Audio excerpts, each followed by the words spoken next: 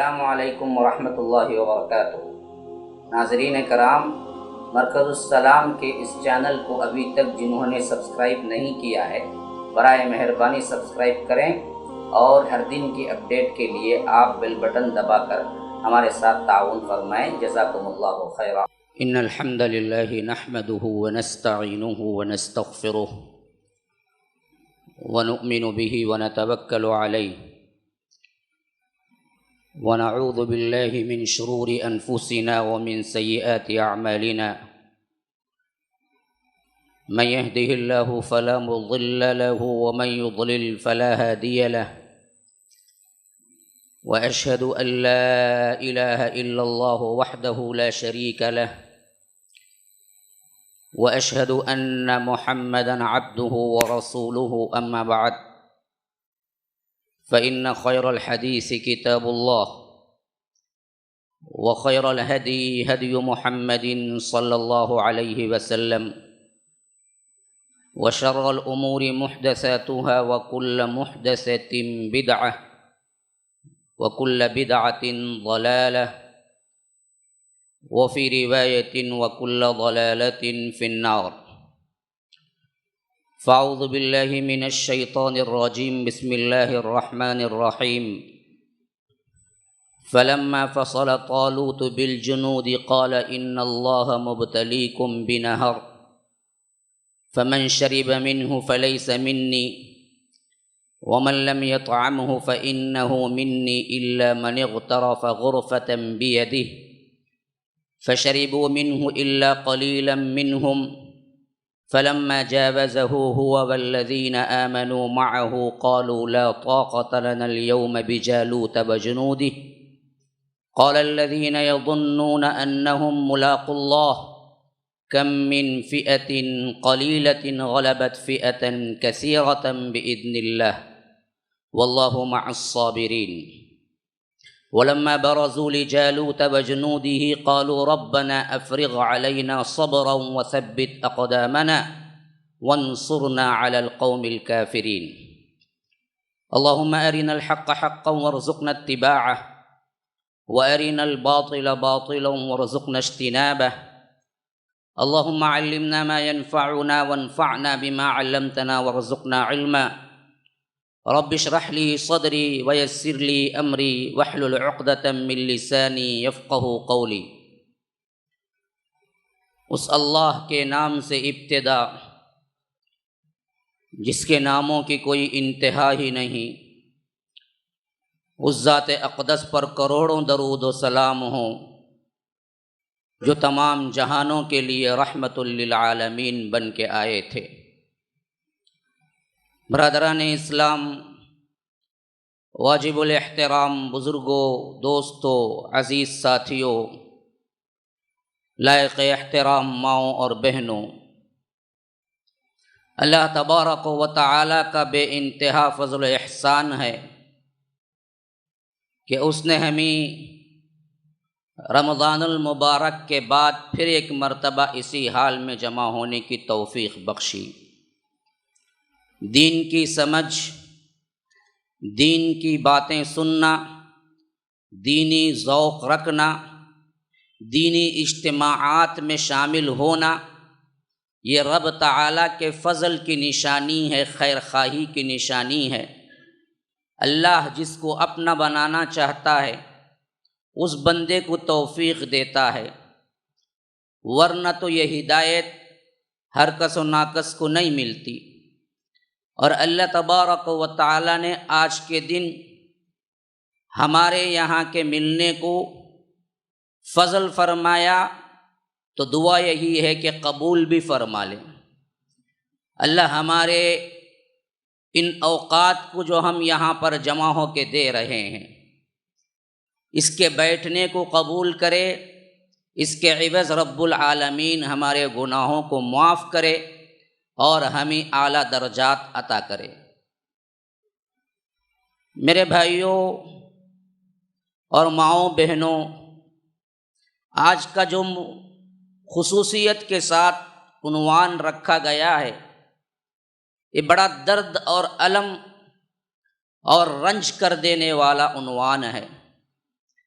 اور اس کے لیے میں نے سورہ بقرہ کی وہ آیات تلاوت کی ہیں جو کہ اللہ تبارک و تعالی نے طالوت اور جالوت کے مقابلے کے طور پر بیان کیا ہے، اور وہ مشہور فقرہ جو قرآن میں بحیثیت مجموعی ہر عالم استعمال کرتا ہے یا ہماری اللہ کی رحمت اور اس کے سپورٹ اور معاون کے طور پر کہتا ہے، وہ اسی آیت کا ٹکڑا ہے جس میں فرمایا گیا کہ کم من فئۃ قلیلہ غلبت فئۃ کثیرۃ باذن اللہ۔ کتنی مرتبہ ایسا ہوا ہے کہ چھوٹی سی ایک جماعت بلکہ معدود چند افراد کی ایک ٹکڑی بڑی بڑی جماعتوں پر غالب آئی اللہ کے حکم سے۔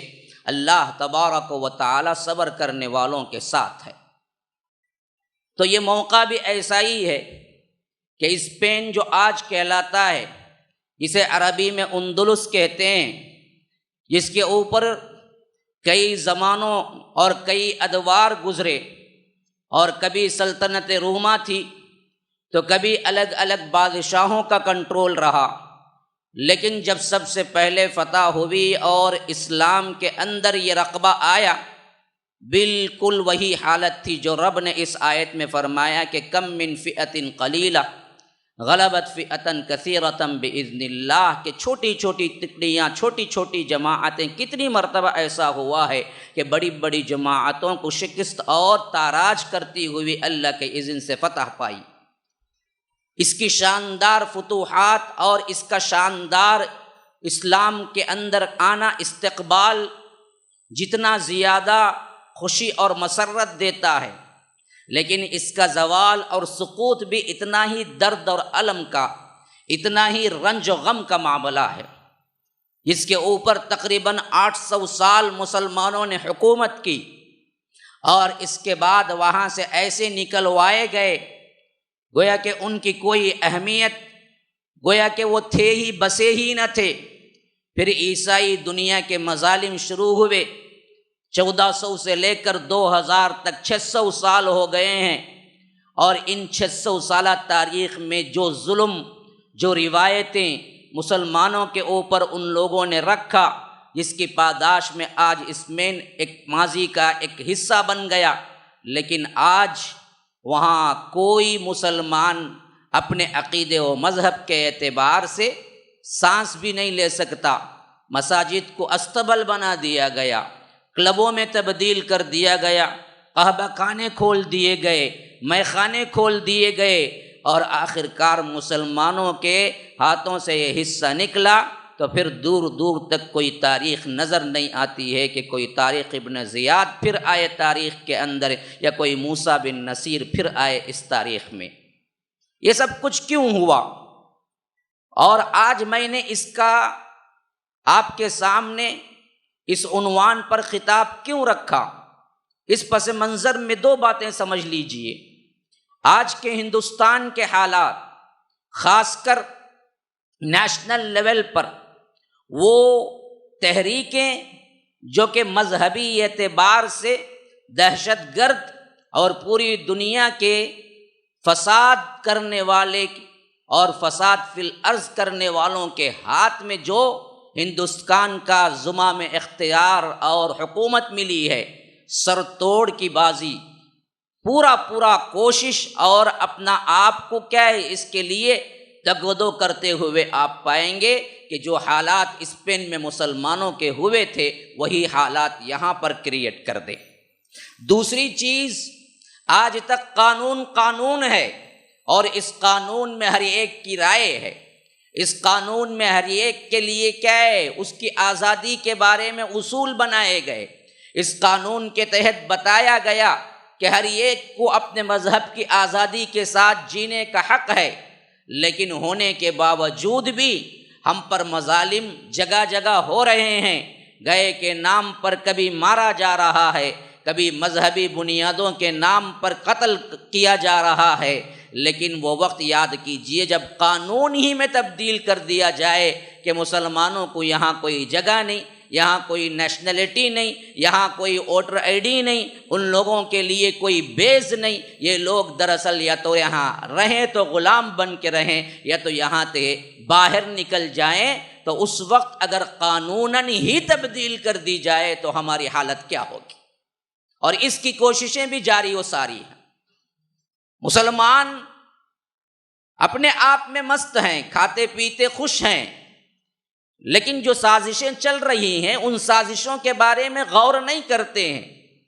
تاریخ میں ہمیں کس طرح سلوک کیا گیا اور کس طرح اندلس سے ہمیں کیا نکلوایا گیا، اور وہ کیا حالات تھے جس کی وجہ سے مسلمان وہاں سے نکلے 800 سال حکومت کرنے کے بعد بھی نہ ہم کو معلوم ہے، نہ ہم نے کبھی پڑھا ہے۔ تو آج کی یہ طاقتیں جو دیکھنے میں تو کہتی ہیں کہ ہم بھی کیا ہیں، سب کا وکاس کرتے ہیں، ہم بھی کیا ہیں، سب کو برابر سمجھتے ہیں، ہم بھی کیا ہیں، سب کے لیے کیا ہے، اچھائی چاہتے ہیں، لیکن یہ نعرے کھوکھلے نعرے ہیں، اندر ان کے نعرے کچھ اور ہیں، اور وہ نعرے وہی ہیں جو کبھی کبھی کیا ہے انہی کے منہ سے نکل آتا ہے۔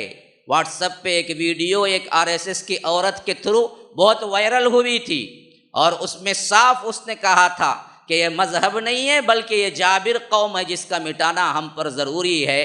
تو یاد رکھیے اصل چیز کبھی کبھی منہ سے نکل جایا کرتی ہے، یہی وہ پلاننگ ہے جو اس نے تو اظہار کر دیا، لیکن بعضوں نے کیا ہے اس کو اظہار نہیں کیا ہے، لیکن حقیقتاً پیچھے جو چل رہی ہے وہ یہی چیزیں ہیں جس کو ہم سمجھتے ہیں کہ ہم پر نہیں ہوگا۔ وہ اسپین میں ہوا تھا، یہاں کب ہوگا جی؟ وہ تو پرانے زمانے میں ہوا تھا، ہم پہ کیا بیتے گا جی؟ تو یہی وہ حالات ہیں جس کے پس منظر کو میں نے سامنے رکھتے ہوئے ایک بیداری کا، ہم بیدار ہو جائیں، اور ہماری یہ زندگی کا جو روٹین ہے، اللہ نے یہ جو زندگی اس موقع پر دی ہے یہ بھی تو اللہ کا کرنا ہے۔ آپ چاہ کے تو کیا ہے 2018 2017 اور اسی طرح کیا ہے 1950 1960 یا 1970 کے لوگ بیٹھے ہوئے ہوں گے، تو تم چاہ کے تو نہیں آئے کہ مجھے اس عہد میں پیدا کرو۔ اللہ نے پیدا کیا اس عہد میں جہاں پر اب اسلام کے لیے آپ کی ضرورت ہے، اور پورا اسلام اپنانے کی ضرورت ہے، کتاب اللہ سنت رسول اللہ پر اپنے آپ کو گامزن کرنے کی ضرورت ہے۔ ٹرننگ پوائنٹ خطرات کے ماحول جو ہیں آج وہ ہیں، اگر ہم سدھر جائیں تو تاریخ کا دھارا بدل سکتے ہیں، اگر ہم آنکھ مونچھ لیں تو سمجھو کہ ہمارے لحاظ سے اللہ تبارک و تعالی نے حجت تمام کر کے پھر اللہ کا جو وعدہ ہے کہ وَإِن تَتَوَلَّوْا يَسْتَبْدِلْ قَوْمًا غَيْرَكُمْ ثُمَّ لَا يَكُونُوا أَمْثَالَكُمْ، اگر تم نہیں کرو گے تو ہم تمہیں نیست و نابود کر دیں گے، دوسروں کو لائیں گے جو تم جیسے نہیں ہوگے۔ وہ وعدہ پورا ہو کر رہنا ہے، لیکن غالب ہونا تو ہے۔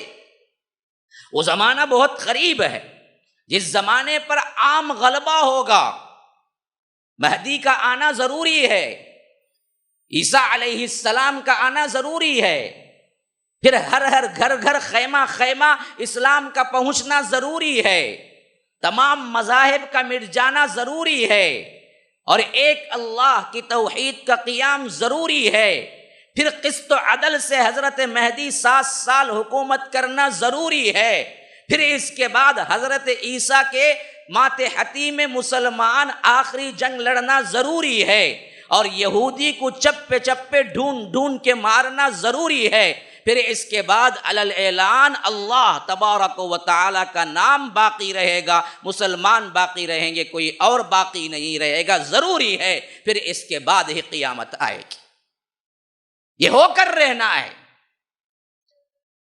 لیکن اس سے پہلے اگر آپ اٹھیں اور آپ کام کرتے رہیں، آپ چوکنے رہیں، آپ اپنی زندگی کو اللہ اور اس کے رسول کے ماتحتی میں دیں، اور آپ کا سلسلہ ہی جڑتے مہدی علیہ السلام یا آ کر مہدی رحمہ اللہ آئیں گے، تو اس وقت ان کے ساتھ جڑنے کا سلسلہ آپ کے ساتھ مل جائے تو یہ آپ کی خوش قسمتی ہے۔ اگر آپ نے ایسے وقت میں آواز نہ اٹھائی، وقت نہ لگایا، اسلام کے لیے تن من دھن نہ لگایا، ماضی سے سبق حاصل نہ کیا، اور مٹ گئے، کھب گئے، اللہ تبارک و تعالی نے کیا ہے دشمنوں کے ہاتھوں ہمیں نیست و نابود کر دیا، تو تمہاری بدبختی ہے، لیکن اسلام کو کوئی ضرر نہیں پہنچے گا۔ جب مہدی آئیں گے تو اس وقت ضرور مسلمان ان کا ساتھ دیں گے، ہم دیں یا نہ دیں۔ اس حیثیت سے آپ اپنے ذہن میں ایک خاکہ مرتب کریں، اگر ہم اس وقت سدھریں، ہم اس وقت تیار ہو جائیں، تو یہی وہ سلسلہ ہے جہاں پر جا کے وہاں اینڈ ہوگا، اور مسلمان اس وقت کے اتنے بہترین قرار دیے گئے جیسے اللہ کے رسول صلی اللہ علیہ وسلم کو صحابہ بہترین طور پر جماعت قرار دیے گئے۔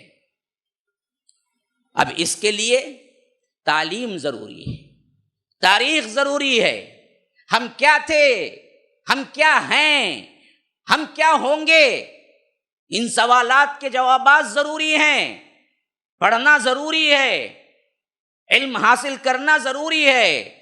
یاد رکھو، یہ جملہ میں ہمیشہ کہا کرتا ہوں، جو قوم اپنی تاریخ کو بھول جاتی ہے، تاریخ اس قوم کو بہت جلد بھلا دیتی ہے۔ اگر ہم اپنی تاریخ کو نہ یاد رکھیں گے، اپنے ماضی کو نہ یاد رکھیں گے، اپنے اسلاف کو نہ یاد رکھیں گے، تو یاد رکھو دنیا کے لوگ ہمیں بھی یاد نہیں رکھیں گے۔ یہی حال آج ہو رہا ہے۔ غیر مسلم دنیا کے اندر بڑے بڑے مؤرخین اور بڑے بڑے تاریخ دان اور بڑے بڑے علم والے، ان کو معلوم ہے تاریخ ابن زیاد کون تھے، موسیٰ بن نصیر کون تھے، ان کے آل و اولاد کون تھے، اندلس میں اسلام کب آیا، اندلس میں اسلام کب وہاں سے کیا ہے نکلا، اور حالات کیا پیش آئے، ان کی کمزوریاں کیا ہیں، ان کی خامیاں کیا ہیں، ان کی بہادریاں کیا ہیں۔ لیکن مسلم دنیا میں ہم کو بچے کو کیا اچھے عالم، اچھے تعلیم یافتہ فرد کو بھی معلوم نہیں ہے کہ طارق بن زیاد کون تھے، موسیٰ بن نصیر کون تھے۔ تاریخ کا تو بہت نام لے لیا گیا، تاریخ کا ایک نام تو کیا ہے تاریخ ابن زیاد کا، بعض لوگوں کو معلوم بھی ہوگا، لیکن جس تاریخ کو بھیجا موسیٰ بن نصیر کا نام کتنے لوگ جانتے ہیں؟ یہ تو ان کے غلام تھے جو طارق ابن زیاد اندلس کو فتح کرنے آئے، لیکن اندلس کی طرف جن کو بھیجا، جو کمانڈر ان چیف تھے، جنہوں نے تاریخ ابن زیاد کو تاریخ ابن زیاد بنایا، وہ شخصیت موسیٰ بن نصیر ہیں۔ شاید بہت سوں کو بیٹھے ہوئے افراد میں سے یہ نام پہلی مرتبہ سن رہے ہوں گے، موسیٰ بن نصیر کا نام شاید پہلی مرتبہ سن رہے ہوں گے۔ تاریخ سے ناواقفیت کی یہ سب سے بڑی دلیل ہے ہماری کہ ہمیں اپنے اسلاف کے نام بھی یاد نہیں ہیں، تو ہم کیا کر سکتے ہیں دنیا کے لیے؟ بہت بری حالت ہے، بہت بری حالت ہے۔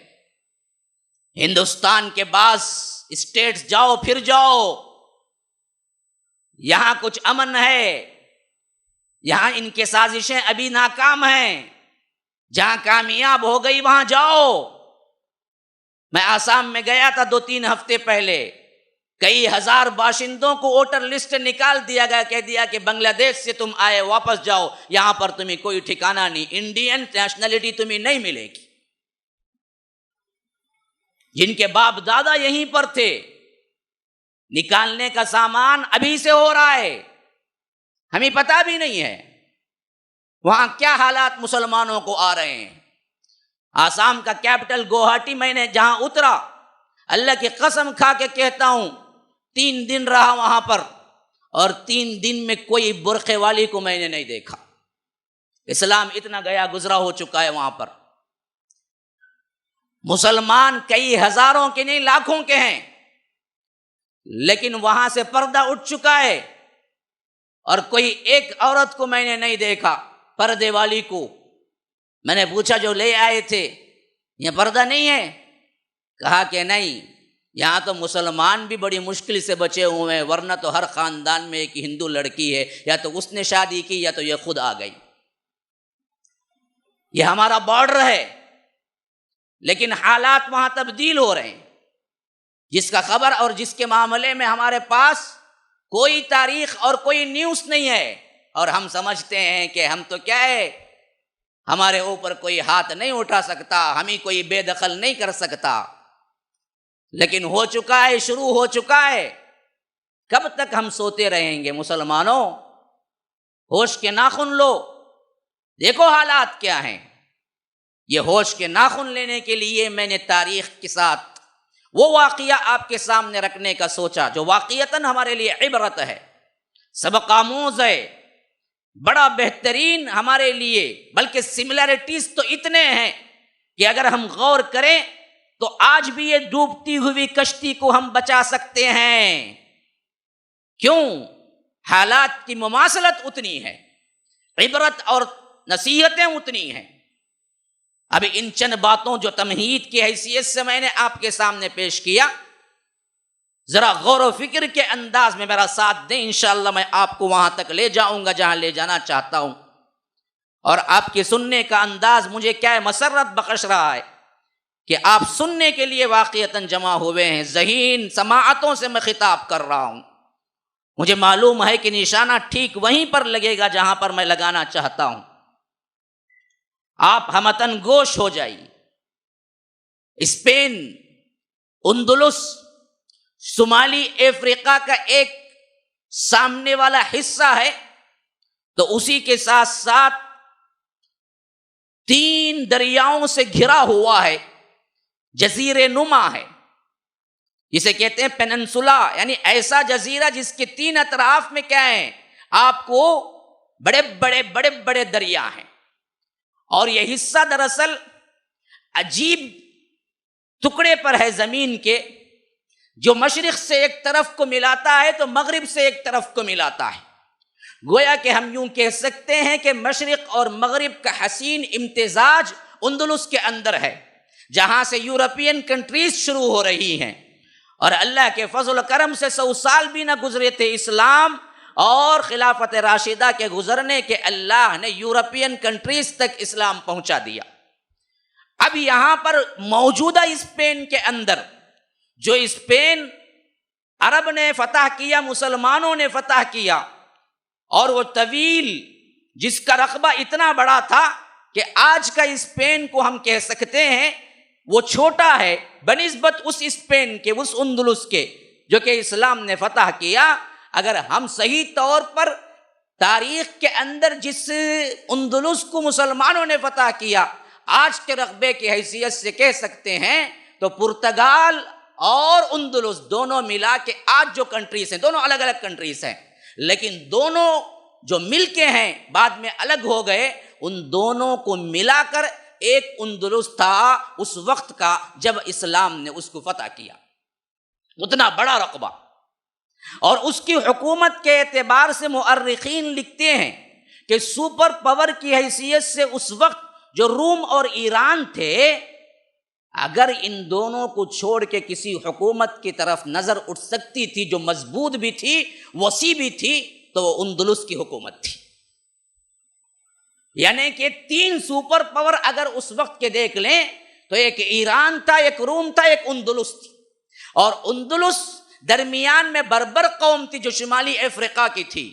اس کے بعد اندلس تھا، تو یہ سب سے کٹھن مرحلہ تھا مسلمانوں کو کہ یہ بربر قوم تھی بھی ایک طرح کی وحشی اور جنگجو، اور ان کے اندر قبائلی نظام رائج تھا، جس کی وجہ سے فتح کرنے میں زیادہ دیر لگی۔ خلافت راشدہ کے زمانے میں چھوٹے موٹے ٹکراؤ ہی ہوئے تھے، لیکن بعد میں آگے چل کر مروان اور اس کے بعد ان کے بیٹوں کے زمانے میں فتح ہوا۔ لیکن جب یہ ترک فتح کیے اور مسلمان بنے تو یہی ترک وہ قوم بنی جو اسلام کی پاسبان بنی۔ آیا ہے فتنہ تاتار کے افسانے سے، پاسباں مل گئے کعبے کو صنم خانے سے۔ ہاں، علامہ اقبال کو یہاں تک کہنا پڑا کہ آیا ہے فتنہ تاتار کے افسانے سے، یہ فتنہ تاتار، یہ ترک قوم، اس کے قصے سے ہم پر ظاہر ہوتا ہے کہ پاسباں مل گئے کعبے کو صنم خانے سے، بت خانے سے کعبے کے پاسبان مل گئے۔ جب تک وہ لوگ جاہلیت میں تھے تو اس معاملے میں بھی سب سے کٹر تھے، لیکن جب انہوں نے اسلام قبول کیا تو اسلام کے لیے اپنی جانوں کو، اپنے مالوں کو ایسے دیا کہ آج تک ان کے نام ثبت ہو کر رہ گئے۔ انہوں نے جو پاسبانی کی کعبۃ اللہ کی اور اسلام کی، یہ بہت بڑی تاریخ رکھتی ہے۔ تو اب آئیے سب سے پہلے تاریخی اعتبار سے اس وقت جب لشکر داخل ہوا اور مسلمانوں کے حصے میں اندلس آیا. یہ کیسے ہوا؟ بڑی دلچسپ کہانی ہے، اور اس کہانی میں بھی صحیح بہت بڑی بڑی عبرتیں ہیں. یاد رکھیے، کوئی بھی حکومت ہو اور کوئی بھی اس کا مذہب ہو اور کوئی بھی اس کے اندر بادشاہ ہو، لیکن اگر حکومت نااہل ہو جائے، اب اچھی طرح سن لے، 3 باتیں. حکومت نااہل ہو جائے، اس کا اونچا طبقہ عیش پرست ہو جائے، درمیانی طبقہ ٹیکسوں کی وجہ سے پریشان ہو جائے، اور نچلا طبقہ کھانے کو رونے لگے بھوک کے مارے، تو پھر نتیجہ نکلتا ہے یا تو نچلا طبقہ بغاوت کر کے حکومت کو ہٹا دیتا ہے، یا تو اللہ دوسرے ممالک کے ذریعے ان پر حملہ کروا کے اس حکومت کو مٹا دیتا ہے. اب سملیرٹیز ہندوستان کے دیکھو، میں صرف آپ کو اشارے دوں گا. جہاں حکمراں ظالم ہو جائے، جہاں حکمراں ظالم ہو جائے، اونچا طبقہ عیاش ہو جائے، درمیانہ طبقہ ٹیکسوں کی وجہ سے پریشان ہو جائے، نچلا طبقہ بھوک کے مارے مرنے لگے، تو یا تو نچلا طبقہ باغی ہو کر حکومت کو ہٹا دیتا ہے، یا نہیں تو بیرونی طور پر کوئی دوسری قوم کو اللہ ان پہ مسلط کر کے اس قوم کو مٹا دیتا ہے. یہ میں نے دوسری مرتبہ دہرایا تھا کہ ذہنوں میں بیٹھ جائے، کیونکہ مجھے صرف تاریخ بیان کرنا نہیں ہے، مجھے ایک سبق دینا مقصود ہے. ہندوستان کی حالت پر آج غور کرو. سب سے اونچا طبقہ عیاش ہے، حکمراں ظالم ہے، درمیانی طبقہ ٹیکسوں کی وجہ سے پریشان ہے. خاص کر نوٹ بندی اور نوٹ بندی کے سلسلے میں جو کچھ انہوں نے ٹیکسز بڑھائے، اس حالت میں ہر بزنس والا پریشان ہے، ہر طبقہ پریشان ہے. اور ہمارے سے نچلے متوسط جو گھرانے ہیں، ان سے نچلے طبقے کھانے کو ترس رہے ہیں.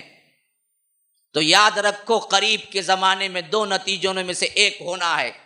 یا تو نچلا طبقہ باغی ہو کے حکومت کو ہٹانا ہے، یا تو بیرونی طور پر کیا ہے، کہیں سے اللہ تبارک و تعالی انتظام کرنا. یہی ہوا ہے ہمیشہ تاریخ کے اندر.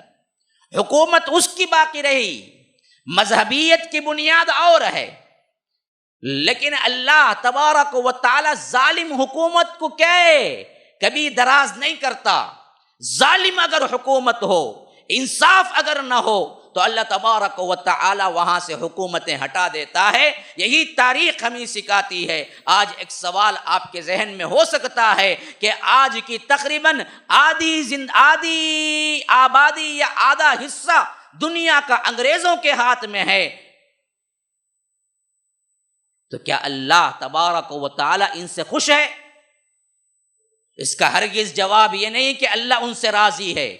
لیکن ایک جواب ہمیشہ ذہن میں رکھو، جہاں ممالک کے اندر، جن ممالک کے اندر یورپین کنٹریز ہوں یا دوسرے کوئی بھی ہوں، جہاں انگریزی حکومت ہو یا دوسری بھی کوئی حکومت ہو، لیکن وہاں عدل چلتا ہے. عدل چلتا ہے، انصاف چلتا ہے. بنیادی طور پر جو ضروریات ہیں رعایا کی، وہ دی جاتی ہیں. تعلیم فری ہے، کھانا فری ہے، رہنے سہنے کے لیے گورنمنٹ مدد کرتی ہے. یہی وہ چیزیں ہیں جس کی وجہ سے یہ سالوں سے حکومت کر رہے ہیں. رب نے ہمیشہ ان چیزوں کی بنیاد پہ حکومت دی، ان کے نہ ہونے کی وجہ سے حکومت چھین لی. یاد رکھو، یہی وہ کاز ہے. آج ہمارے اندر سب سے زیادہ کرپشن ہے، عدالت میں اندر انصاف نہیں ہے، تو ایسی حکومتیں دراز نہیں ہو سکتی. تو اب آؤ تاریخ کا ایک بالکل مشاہدہ کرو، اندلس کی تاریخ کا بھی. جب ان کے اعلیٰ لوگ، وزراء لوگ عیاش ہو جائیں، درمیانے لوگ ٹیکسوں کی وجہ سے پریشان ہو جائیں، اور نچلا طبقہ کھانے کی بھوک اور کھانے کی وجہ سے پریشان ہو جائے، تو اللہ تبارک و تعالی یا تو ان کو باغی کرتا ہے، یا تو باہر سے کوئی اور کو لاتا ہے. یہی حالت تھی 710 اور 711 میں عیسوی اعتبار سے.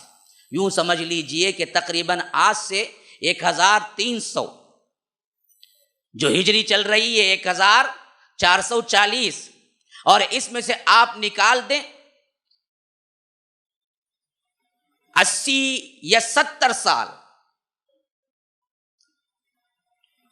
اور آئے عیسوی تاریخ کی حیثیت سے تو 2000، اور اس میں سے آپ 700 نکال دیں تو 1300 سال۔ 1300 سال پہلے یا تو ہجری کے لحاظ سے 80 یا 90 سال ہو چکے تھے، جس میں کیا ہے اندلس کے اندر وہ بادشاہ تھا جو گوت ایک قوم تھی، ان قوموں کے اندر بادشاہ ہوا کرتے تھے، اور یہ قوم اپنے لحاظ سے کبھی انصاف پسند بھی تھی، جس کو اللہ نے لمبی لمبی زندگی دی، حکومتیں کرتی رہی، لیکن آخری بادشاہ آیا جس کا نام تھا راڈرک۔ یہ بادشاہ دراصل ظالم بھی تھا، عیاش بھی تھا۔ اب اس بادشاہ کے زمانے میں اس سے پہلے مسلمانوں نے 2 مرتبہ کوشش کی اسپین پر حملہ کرنے کی، لیکن ناکام ہوئے۔ یہ زمانہ وہ تھا جو حضرت معاویہ رضی اللہ عنہ کے بعد کا زمانہ تھا، لیکن جب تیسری مرتبہ حکومت اس کے ہاتھ میں آئی، اور یہ عیاش بھی تھا، غریب طبقے کو پریشان بھی کرتا تھا، اور ساتھ ساتھ کیا ہے لوگوں کے لحاظ سے بھوک اور پیاس میں مر رہے تھے، اور اس کی عیاشی عروج پہ تھی، تو اس کا سب سے بڑا وزیر جس کا نام تاریخ میں آتا ہے جولین، یہ دراصل بربر قوم کا جو سردار تھا اس وقت، اور وہ سردار خلیفے کی طرف سے تھا، اور اس وقت خلیفے تھے ولید بن عبد الملک۔ عبد الملک اصل میں کیا ہے، ایک بہت بڑے بادشاہ گزرے ہیں، عبد الملک بن مروان۔ جب عبد الملک بن مروان بادشاہ تھے، دیکھیے ابو بکر، عمر، عثمان، علی 40 سال، پھر اس کے بعد حضرت معاویہ 20 سال حکومت کیے تو 60 سال، پھر یزید 4 سال کے اندر یعنی 3 سال 7-8 مہینے پھر وفات، اس کے بعد پھر ان کا بیٹا معاویہ 6 مہینے، پھر اس کے بعد پھر منتقل ہو گئی مروان کی طرف حکومت، پھر مروان کے بیٹے عبد الملک بن مروان آئے۔ جب عبد الملک بن مروان آئے تو وہ اپنی وفات کے وقت ایک کے بعد دیگرے 2 بیٹوں کو حکومت لکھ کے دی، کہ پہلا بیٹا ولید بن عبد الملک تھا، کہا کہ ولید بن عبد الملک مر جائے تو سلیمان بن عبد الملک کو دے دینا۔ یہ دراصل کیا ہے خلافت کی تاریخ ہے ہماری۔ اب اس حیثیت سے جب ولید بن عبد الملک کا زمانہ تھا تقریباً 80 ہجری کا، اور عیسوی اعتبار سے 700 عیسوی کا، تو ایسے وقت میں بربر قوم کا جو سردار تھا ان کا نام تھا موسیٰ بن نصیر۔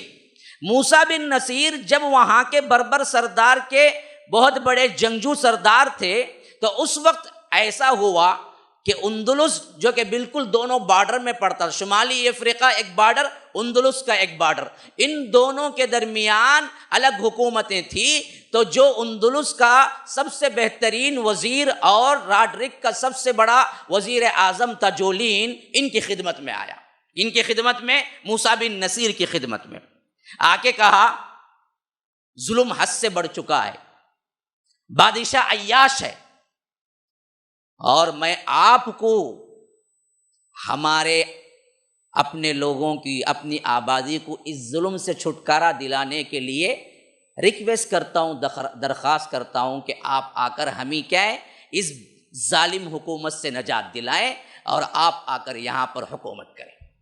اللہ اکبر! یہ تاریخ کا سب سے اہم واقعہ ہے۔ مسلمانوں نے 70-80 سال میں جو حکومت کی، جو عدل کیا، جو انصاف کیا، یہ پوری دنیا دیکھ رہی تھی۔ اس دنیا دیکھنے کا نتیجہ کیا ہوا کہ پڑوس کے ملک میں ظالم بادشاہ آیا، عیاش بادشاہ آیا، اور لوگوں کو رعایا کو کیا ہے ان کے اوپر ظلم اتنا بڑا کہ ناک میں دم ہونے لگا، تو اس کا خود وزیر جو سب سے بڑا وزیر اعظم کے حساب سے رکھتا تھا اپنی پوزیشن، وہ خود آیا، اور ایک معمولی سردار پورے سلطنت اسلامیہ کا، کوئی بڑا خلیفہ نہیں ہے، یہ پوری سلطنت اسلامیہ کا شمالی افریقہ کے ترک بربر جو لوگ تھے ان کا ایک معمولی سردار موسیٰ بن نصیر ان کے خیمے میں آیا اور ان سے درخواست کر رہا ہے کہ ہماری مملکت، ہمارا بادشاہ ہم پر ظالم ہے، ہم پر ظلم کرتا ہے، عیش پرست ہے، ہم آپ کے پاس ہاتھ اٹھائے آئے ہیں کہ آپ اس ظلم سے چھٹکارا دلوا کے آپ کی حکومت رکھیں اور میں آپ کے لیے جو سپورٹ ہے وہ میں کرنے کے لیے تیار ہوں۔ موسیٰ بن نصیر بڑے اعلیٰ درجے کے جنگجو بھی تھے، سردار بھی تھے اور بہادر بھی تھے۔ انہوں نے کہا کہ تجھے ایسی کیا ضرورت پڑ گئی کہ تو اپنے بادشاہ کے خلاف ہماری سپورٹ چاہتا ہے؟ تو اس نے ایک عجیب داستان سنائی، کیسے ظالم عیاش بادشاہ ہوتے ہیں اور ایسا ہوتا ہے تو اللہ کیسے کیا کیا ان کے لیے کیا عذابات رکھتا ہے، یہ سن لیں۔ اس نے کہا کہ دیکھو ہمارے ہاں دستور ہے، ہمارے ہاں یہ دستور ہے کہ ہم عمرا کی بیویاں ہوں یا لڑکیاں ہوں، بیٹیاں ہوں، شاہی آداب سکھانے کے لیے، تعلیم و تربیت دلانے کے لیے ہم دراصل کئی سال اصل جو دربار ہوتا ہے وہاں بھیج دیا کرتے ہیں تاکہ وہاں رہیں، وہاں کے آداب سیکھیں، وہاں کی تعلیم سیکھیں اور وہاں کے جو کچھ بھی ناز نخرے ہیں وہ دیکھیں۔ پھر اس کے بعد چند سالوں کے بعد ہم اپنے علاقے میں ان کو بلواتے ہیں اور اس کے بعد ہمارے سرداروں میں سے جو اس کے لیول کے ہوتے ہیں ان سے ہم شادی کرواتے ہیں۔ تو میری بیٹی بھی تھی جس کا نام تاریخ میں آیا ہے کہ فلورنڈا تھا، اپنی بیٹی۔ اس نے کہا کہ میں نے اپنی بیٹی بھی تربیت کے لیے اس کے محل میں بھیجا جہاں بادشاہ راڈرک تھا، اور وہاں تربیت پانے کے لیے میری بیٹی گئی تھی، لیکن یہ ظالم بادشاہ میری بیٹی کو بھی نہ چھوڑا اور میری بیٹی پر زنا بالجبر اور عصمت دری کر کے تار تار کر دیا میری بیٹی کی عصمت۔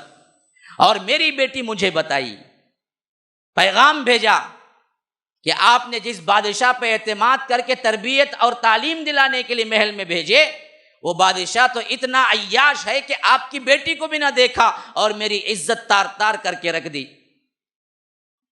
تو میں بادشاہ سے لڑ تو نہیں سکتا تھا، میں اکیلا ایک وزیر کیا کر سکتا تھا؟ تو میں تو صرف بادشاہ کے پاس گیا، آداب بجا لایا اور بڑی ہی ریکویسٹ کی کہ بادشاہ اس کی ماں کیا ہے، بستر پہ پڑی ہوئی ہے، اب تب میں ہے، حالت بڑی نازک ہے، آخری مرتبہ اپنی بیٹی کو دیکھنا چاہتی ہے، تو آپ چھٹی دے دیں میری بیٹی کو، میں گھر لے جا کے پھر کام ختم ہونے کے بعد لا کے چھوڑ دوں گا۔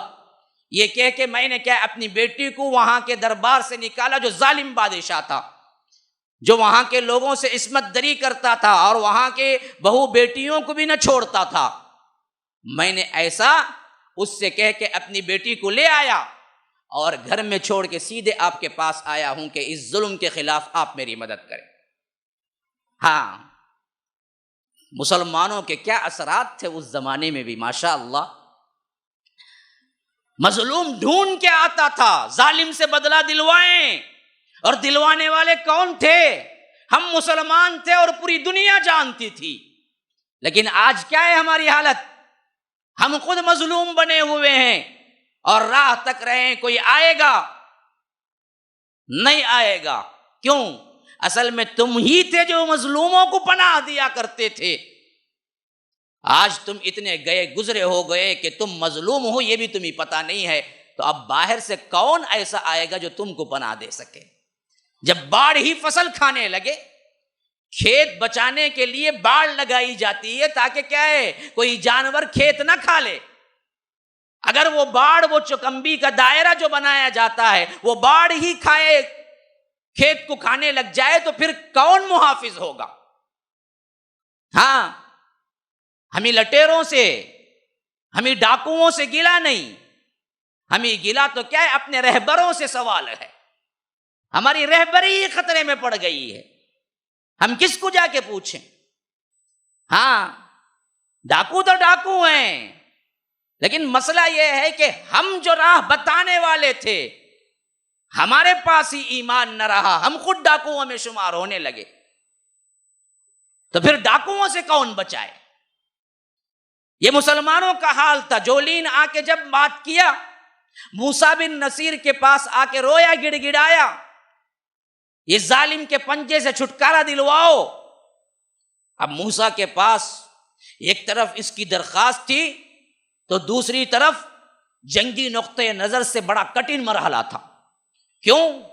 وہ بہت پرانی طاقتور قوم تھی اور ان لوگوں کی خاندانی بادشاہت تھی، اور ادھر یہاں پر خلیفے کی طرف سے جو فوج یا آ کر جو بھی ان لوگوں نے تیار کی تھی وہ بہت کم تھے۔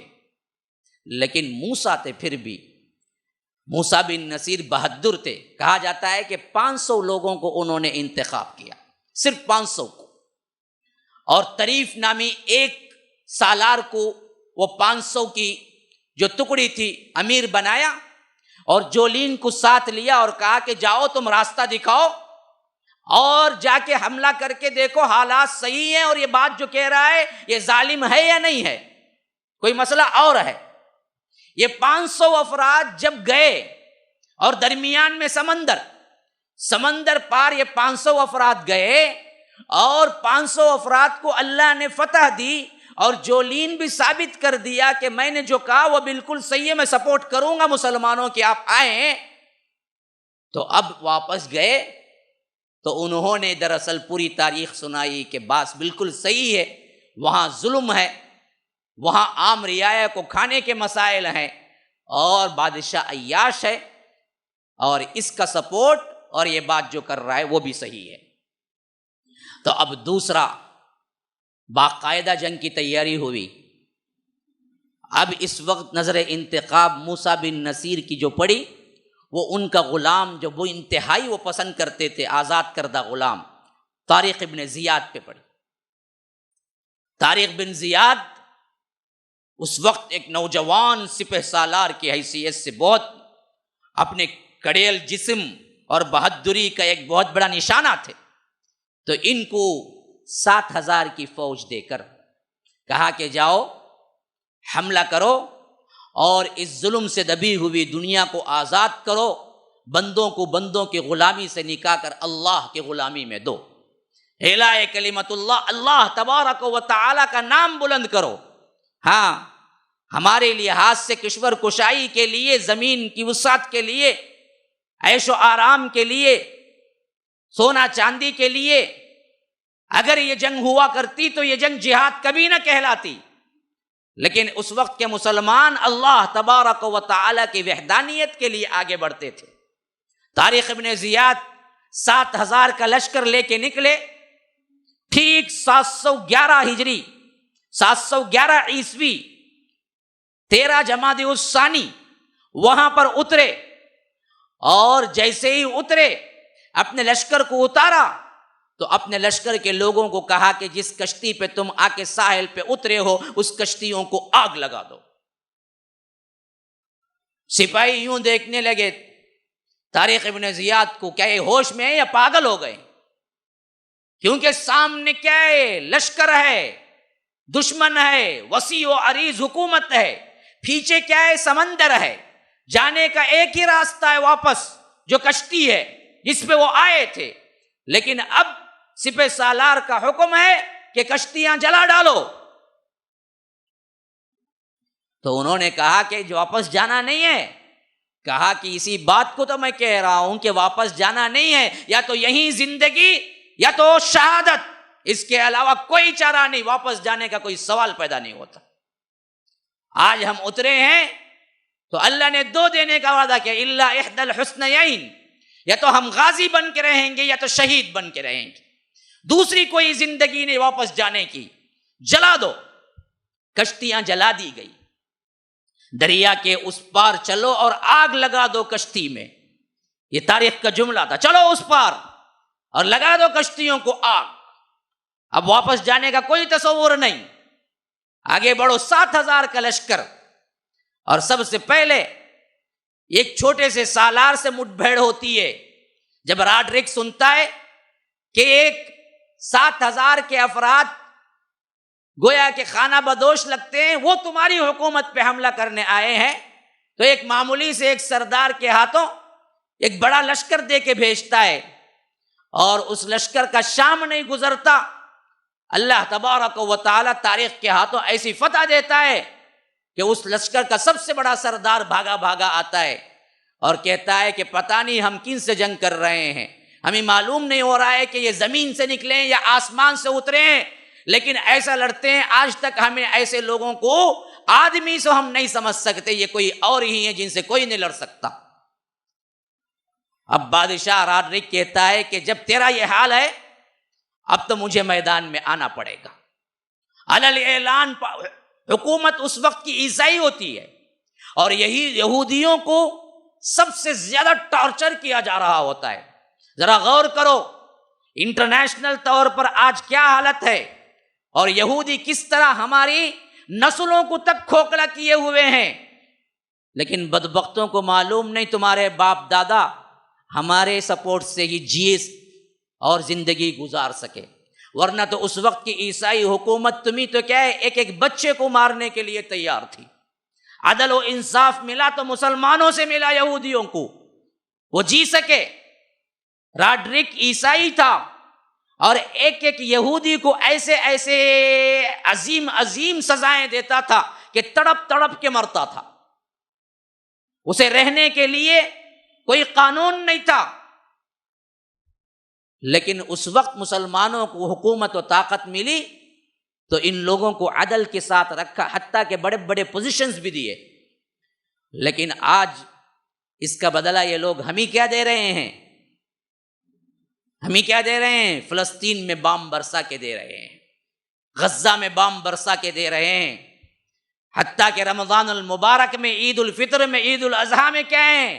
لاکھوں کو شہید کر کے لے رہے ہیں۔ یہ بدبخت ترین قوم ہے، ظالم ترین قوم ہے اور سب سے زیادہ احسان فراموش قوم ہے۔ لیکن جب ہم کو طاقت ملی ہم نے انہیں اچھا رکھا اور ہمیں کیا ہے ان کو ان کے مقامات کے برابر برابر عہدے دیے۔ یہ تاریخ سے ثابت ہے۔ تو غرض میں بتا رہا تھا کہ جب تاریخ آگے بڑھے راڈرک نے فوجیں جمع کی، پادریوں کو علل اعلان طور پر حکم ہوا کہ آپ پورے عیسائیوں کو اعلان عام کریں کہ تم پر جنگ فرض ہے، کسی نہ کسی طرح تم جمع ہونا ہے، اور 1,00,000 کی جمعیت اکٹھا کی، 1,00,000 کی۔ جب طارق ابن زیاد کو معلوم ہوا کہ 1,00,000 مقابلے پہ آ رہی ہے تو انہوں نے موسیٰ بن نصیر کو خط لکھا کہ ہمارا معاملہ جو ہے وہ 1,00,000 کے مقابلے کے لیے ہے، اگر آپ کے پاس کچھ اور بھی فوج ہے تو بھیج دیجئے۔ اس درخواست پر موسیٰ بن نصیر نے اور کچھ فوج کو بھیجا تو وہ کتنی تھی معلوم؟ 5,000 کو بھیجا۔ یہ 7,000 پہلے سے تھے، وہ 5,000 مل گئی، کل 12,000 کی فوج تھی، اور ادھر مقابلے پہ 1,00,000 کی تھی، اور باقاعدہ طور پر شاہانہ انداز میں پورے سامان جنگ سے لیس۔ جب راڈرک مقابلے کے لیے آیا تو ادھر طارق ابن زیاد کے پاس 12,000 کی فوج اور سامان جنگ ان کے پاس صحیح نہیں تھا۔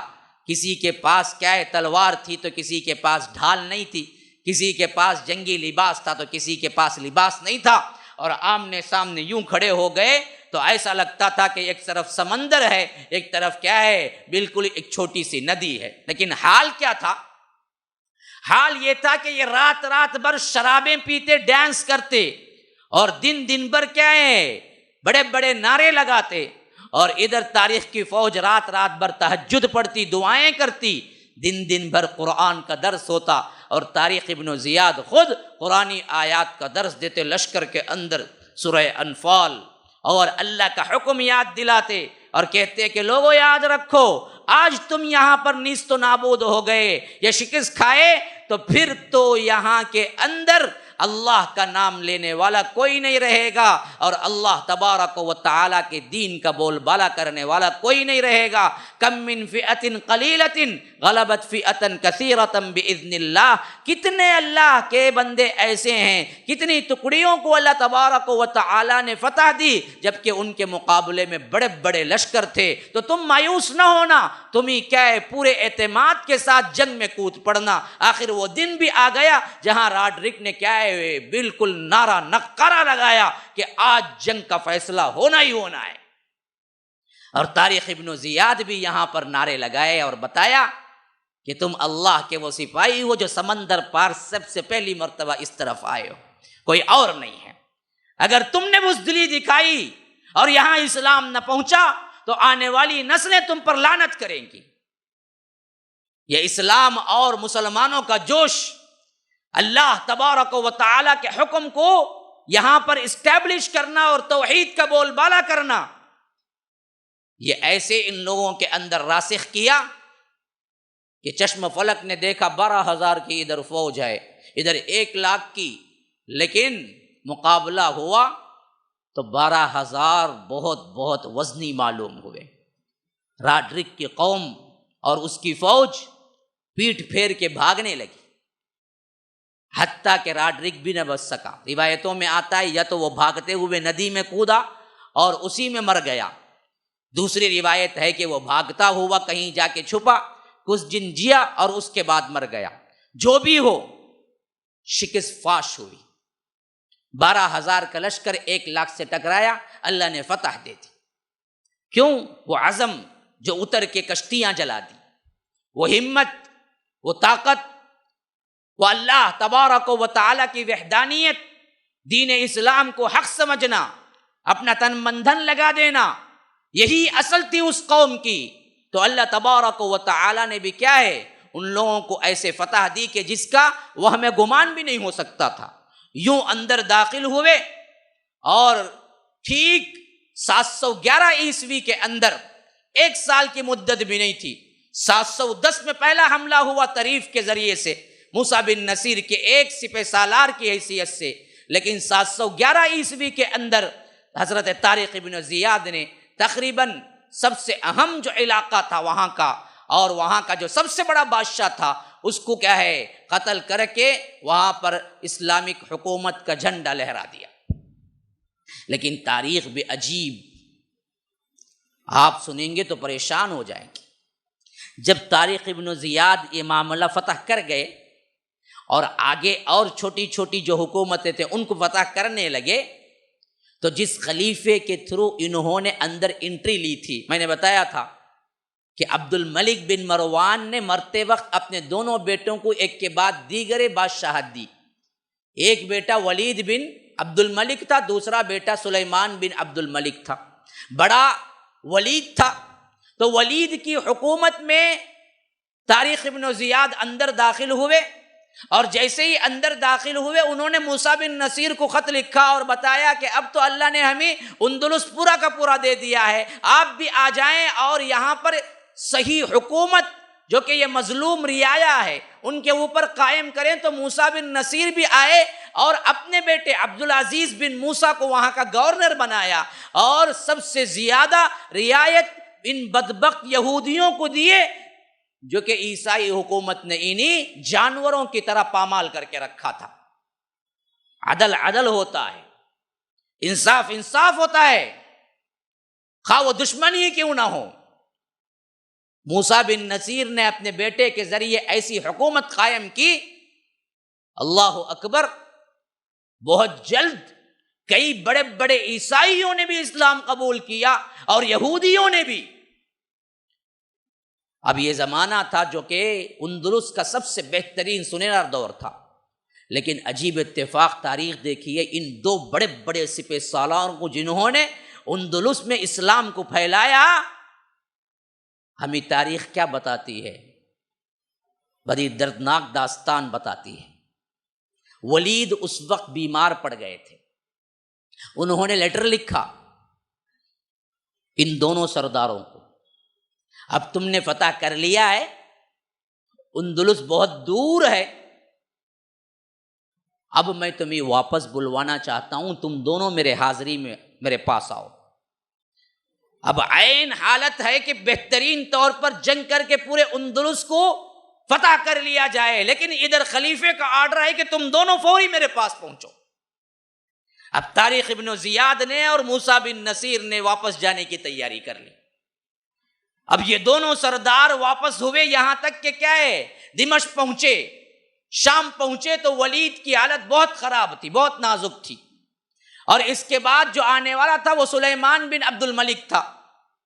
ابھی ان دونوں بھائیوں کے درمیان تھوڑا سا معاملہ تھا، اور جو بننے والا خلیفہ تھا اس نے کہا کہ دیکھو ابھی نہ ملو، جب میں خلیفہ بن جاؤں، کیونکہ بھائی کی طبیعت ناساز ہے، ابھی تب میں ہے، جب یہ مر جائے گا اور میں بنوں گا تو ایسے وقت میں مجھے آ کے ملاقات کرنا، تاکہ لوگوں کو معلوم ہو کہ میں بیٹھتے ہی اندلس کی فتح کی خوشخبری آئی۔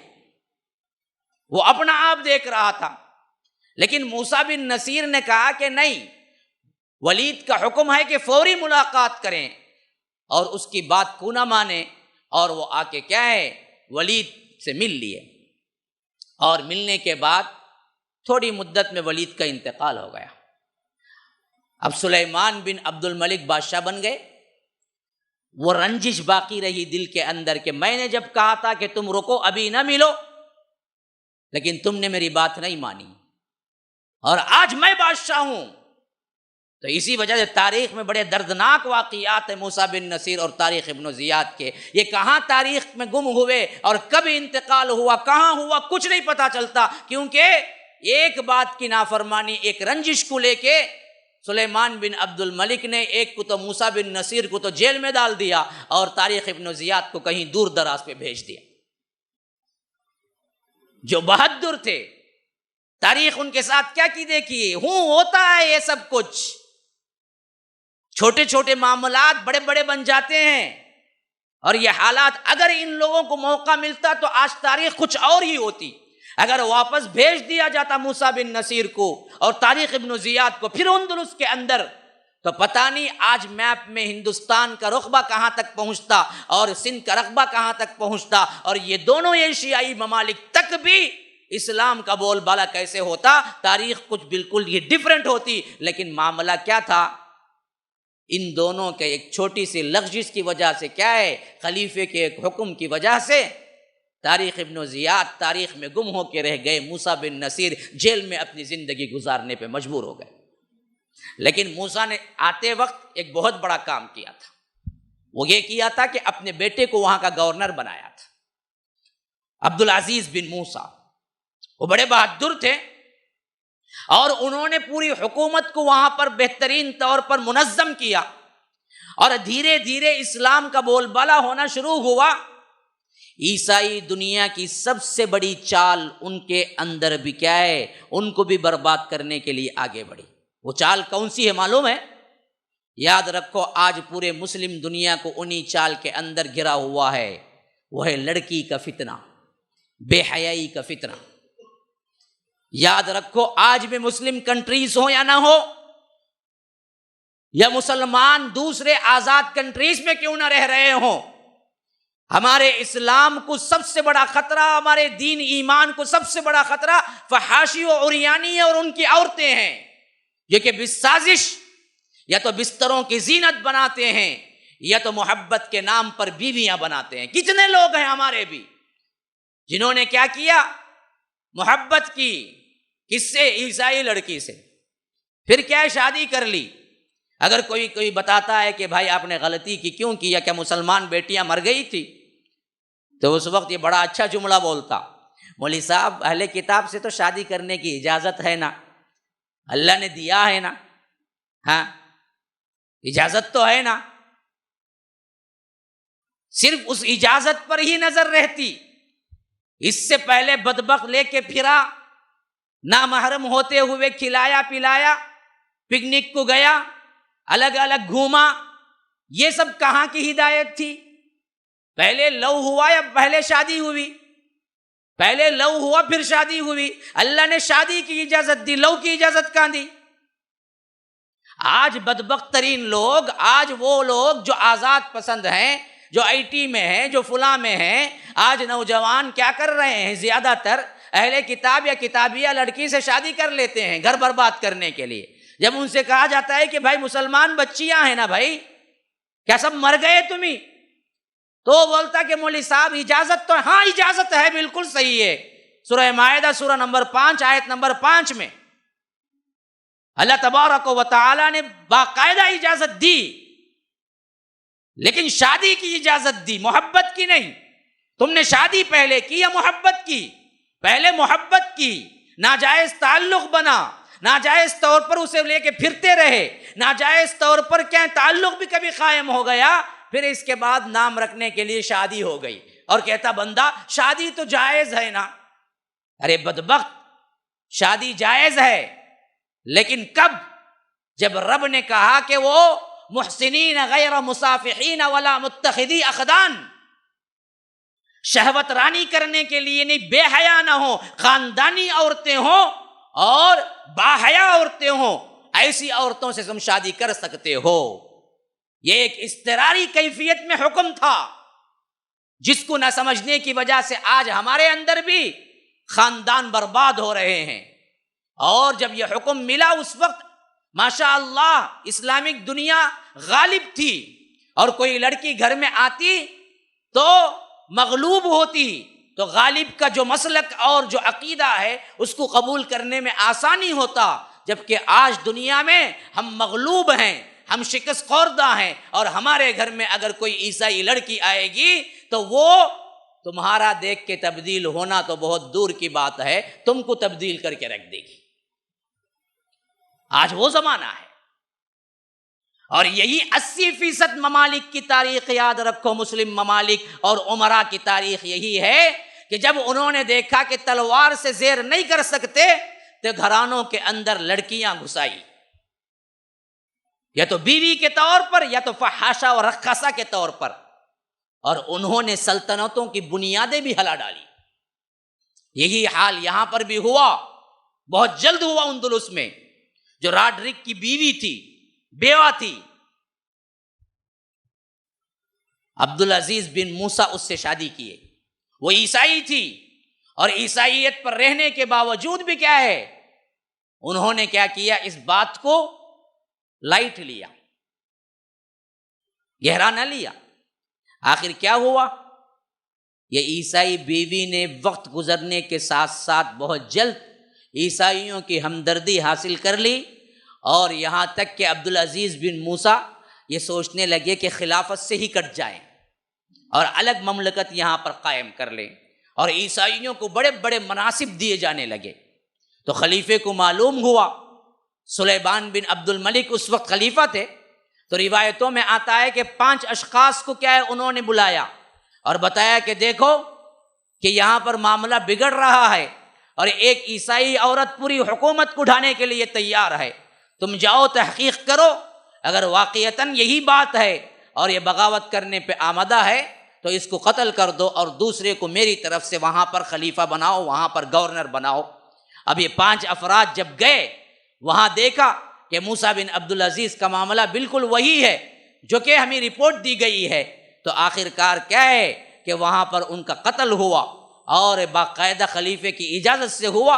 پھر مسلم کنٹری اور اسلامک خلیفے کی جو کنٹری تھی اور جو اصول تھے اس کے مطابق وہاں پر خلیفہ بنایا گیا، اور پھر اس کے بعد سیدھی راہ پہ آنے لگے۔ پھر اللہ تبارک و تعالی نے اس سلطنت کو مستحکم کر دیا۔ لیکن اندلس کی یہ تاریخ ابھی ابتدا ہے، انتہا بہت لمبی ہے، 800 سالہ حکومت ہے، اور میں آپ کو ان راہوں سے گزارنا چاہتا ہوں جن راہوں کے اندر سے ہمیں اسباق ملتے ہیں، جن راہوں کے اندر سے ہمیں ان لوگوں کی چال بازیاں ملتی ہیں، اور ہمیں معلوم ہوتا ہے کہ کس طرح ہم اس سے بچنا ہے اور کب کب ہم کمزور ہوئے۔ سب سے پہلی بات، خلافت کے براہ راست تعلقات ہو جانے کے بعد اندلس کے اندر گورنر وہی بنتا تھا جو کہ خلافت کی طرف سے متعین ہوتا تھا، اور یہاں کے لوگ اس کے اندر اطمینان کی زندگی گزارتے تھے۔ لیکن بہت جلد انہی بدبختوں نے جن کو مناصب دیے گئے، کن کو؟ یہودی مظلوم تھے تو ان کو مناصب دیے گئے، کیونکہ یہ مظلوم ہیں، تو یہی مظلوم لوگ جب ان کی عدل و انصاف کے اعتبار سے مناصب دیے گئے، یہ اندرونی طور پر مسلمانوں کا گھڑا کھودنے لگے۔ جگہ جگہ جہاں پر لوگ فتح کے اندر اللہ تبارک و تعالیٰ کے حکم اور فضل سے کیا ہے اطاعت میں آئے، بغاوتیں ہونے لگی، مسلمانوں کے خلاف باتیں ہونے لگی، اور چھوٹے چھوٹے معاملات پر جھگڑے ہونے لگے۔ اب اس کے لیے جب فوج کشی کی جاتی تو ان لوگوں کے اندر یہ بات بھری گئی کہ دیکھو یہ لوگ دراصل کیا ہیں، تم پہ ظالم بن کے آئے ہیں، ہمارا بادشاہ کچھ اور تھا، ہمارا خاندان کچھ اور تھا، یہاں تک کہ اللہ تعالیٰ نے بہترین اور مضبوط کرنے کے لیے 100 سالہ مدت بھی نہیں ہوئی تھی، 80 میں ہوا 136، یوں سمجھ لیے کہ 30-40 سال کے عرصے کے اندر اندر ایک بہادر ترین بادشاہ کو اللہ تبارک و تعالیٰ نے بھیج دیا۔ ان کا نام تھا عبد الرحمن الداخل۔ عبد الرحمن نام تھا، لیکن الداخل تاریخ میں اس وجہ سے پڑھا، یہ سب سے پہلے باقاعدہ طور پر اپنے بل بوتے پر داخل ہو کے پوری اندلس کو بہترین طور پر اسلامک ایک اسٹیٹ بنانے میں اپنا کام کیا، اور 40 سال حکومت کی تقریباً۔ یہ کون تھے پتہ ہے؟ یہ حضرت معاویہ کے خاندان سے تھے۔ اور جب اموی سلطنت اپنے کرتوت اور اپنے گناہوں کی وجہ سے نیست و نابود ہوئی، خلافت بنو امیہ گئی، خلافت بنو عباسیہ آئی، تو اس وقت جن لوگوں کو کہیں پناہ مل سکتی تھی وہ بھاگے۔ ان میں سے ایک عبد الرحمن بھی ہیں جو سمجھے کہ اب یہاں پر رہنا خطرے سے خالی نہیں ہے، تو انہوں نے سمندری سفر اختیار کیا۔ 4 سال لگے، 132 سے لے کر 136 تک 4 سال بحری طور پر سفر کرتے رہے۔ پھر اس کے بعد وہ دراصل افریقہ پہنچے، اور افریقہ کے لوگ انہیں لے کے اندلس پہنچائے۔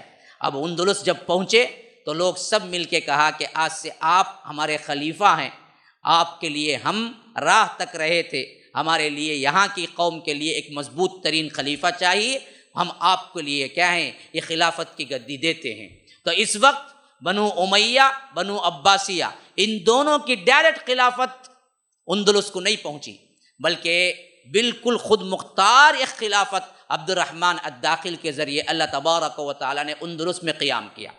اب یہ اندلس آگے بڑھا تو تعلیم کا گہوارہ بن گیا۔ سب سے زیادہ توجہ جہاں سے اسپین کے لیے ہمیں امتیازی شان نظر آتی ہے وہ ہے تعلیم، اور جتنے علم و فنون جتنے بھی ہمارے لحاظ سے اسلامک دنیا کے بانی و مبانی بنے، جن کو آج چینج کر دیا گیا، وہ سب کے سب اندلس کے تھے۔ خواہ وہ آ کر آپ فلکیات کے ماہرین میں سے اٹھا لیں، سائنسدانوں میں سے اٹھا لیں، اور اسی طرح کیمیا کے اندر اٹھا لیں، ڈاکٹروں کے اندر اٹھا لیں، علم و ہنر کے اندر اٹھا لیں، سب کے سب کیا ہیں، اندلس کے تھے۔ حتیٰ کہ تاریخ کی سب سے بہترین تفسیر اور ابن کثیر سے بھی پہلے بننے والی تفسیر قرطبی، جس کا پورا لب لباب آپ اگر تفسیر قرطبی پڑھیں، پھر آپ تفسیر ابن کثیر پڑھیں، تو ایسا لگے گا کہ پورا مواد تفسیر ابن کثیر نے قرطبی سے لیا ہے۔ قرطبی پہلے بہترین تفسیر تھی، بعد میں ابن کثیر آئی۔ ابن کثیر نے جہاں سے لیا وہ قرطبی کی تفسیر تھی، اور قرطبی کہاں کے ہیں؟ اندلس کے ہیں۔ امام قرطبی 300 میں پیدا ہوئے، اور انہوں نے ایسے علم کو چمکایا کہ وہ صرف تفسیر کے حساب سے مفسر نہیں ہے، وہ تاریخ کے حساب سے تاریخ داں بھی ہیں، سائنس کے حساب سے سائنس داں بھی ہیں، اور ہر علم کے لحاظ سے وہ ممتاز نظر آتے ہیں۔ یہ ایک نہیں ہے، ہزاروں ایسے لوگ پیدا ہوئے جو اندلس کا ایک بہترین کردار یونیورسٹی لیول پہ پوری دنیا پہ مشہور ہوئے، اور بڑے بڑے ممالک سے اگر پڑھنا ہوتا تو اندلس کو آنا پڑتا۔ اندلس کے اندر بڑی بڑی یونیورسٹیاں تھیں، اور وہاں پر یہودی ہوں یا عیسائی ہوں یا کچھ بھی ہوں، اگر تعلیم کے میدان میں آگے بڑھنا ہوتا تو اندلس میں آ کے پڑھنا ہوتا، اور یہیں سے وہ سرٹیفکیٹس جاری ہوتے جس کی پوری دنیا کے اندر ویلیو تھی، جس میں پڑھنے کے لیے لوگ آتے تھے، خواہ مسلم ہو یا غیر مسلم۔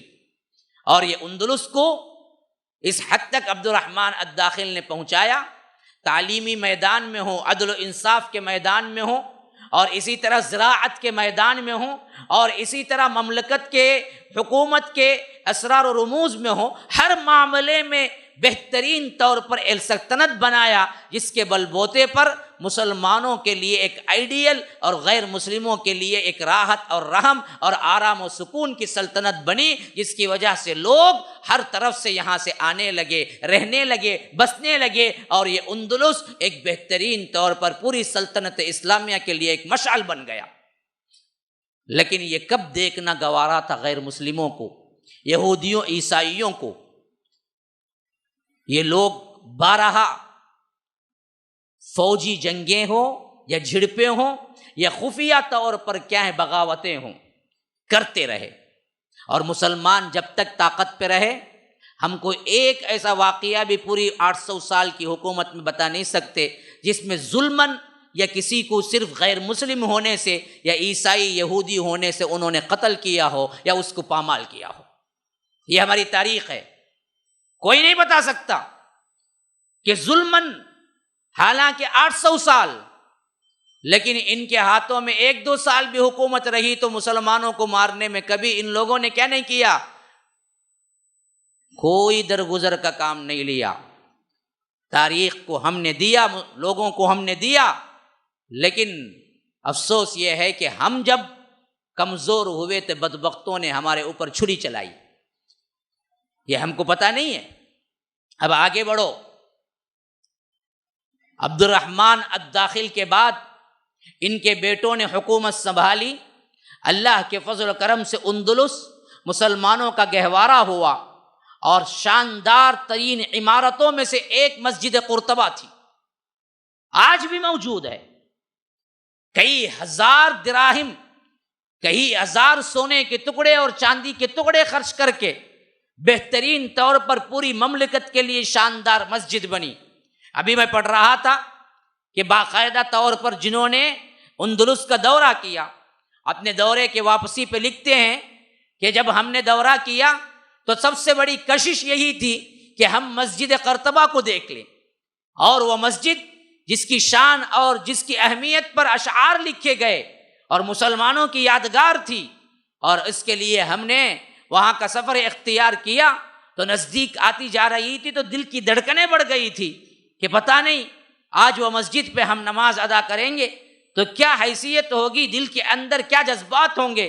یہاں تک کہ مسجد آ گئی، وہی شاندار عمارت پورے اپنے شان کے ساتھ قائم و دائم ہے، لیکن عجیب بات ہے کہ دروازہ کھلا اور ہم اندر داخل ہوئے تو مسجد کے اندر محراب و مینار دیکھنے کے بجائے ہمیں صلیب دیکھنا پڑا۔ بہت بڑی صلیب لٹکی ہوئی ہے اور وہ میوزیم میں تبدیل کر دی گئی ہے، اور ہم نے وہاں کے واچ مین، وہاں کے ذمہ داروں سے التجا کی، کم از کم یہ دیکھنا تو پڑا، اور دل درد سے پھٹا جا رہا ہے۔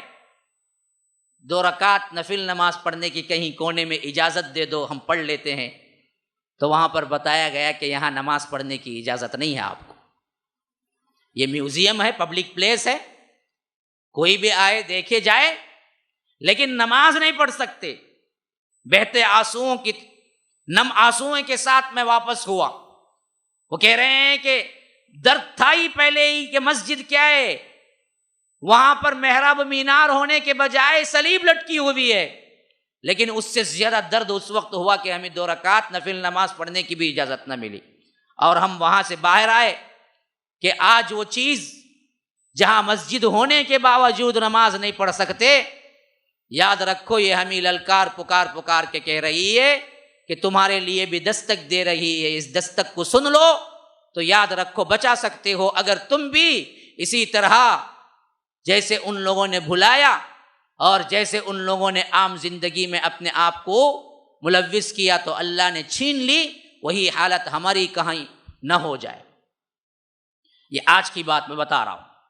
اب آگے چلو، اللہ تبارک و تعالی نے یہ سلطنت مسلمانوں کو اس وقت تک دی جب تک کہ ان کے اندر اسلام رہا، مر مٹنے کا جذبہ رہا، عقیدہ رہا، اور لوگوں کے لیے نفع بخش رہے۔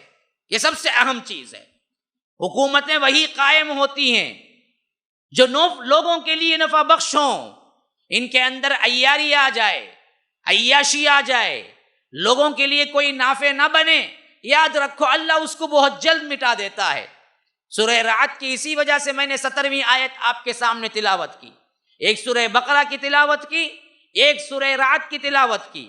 اس میں اللہ تبارک و تعالی یہی اصول بیان کرتا ہے، انزل من السماء ماء فسالت اودیۃ بقدرها فاحتمل السیل زبدا رابیا ومما یوقدون علیہ فی النار ابتغاء حلیۃ او متاع زبد مثلہ كذلك يضرب الله الحق والباطل واما الزبد فيذهب جفاء واما ما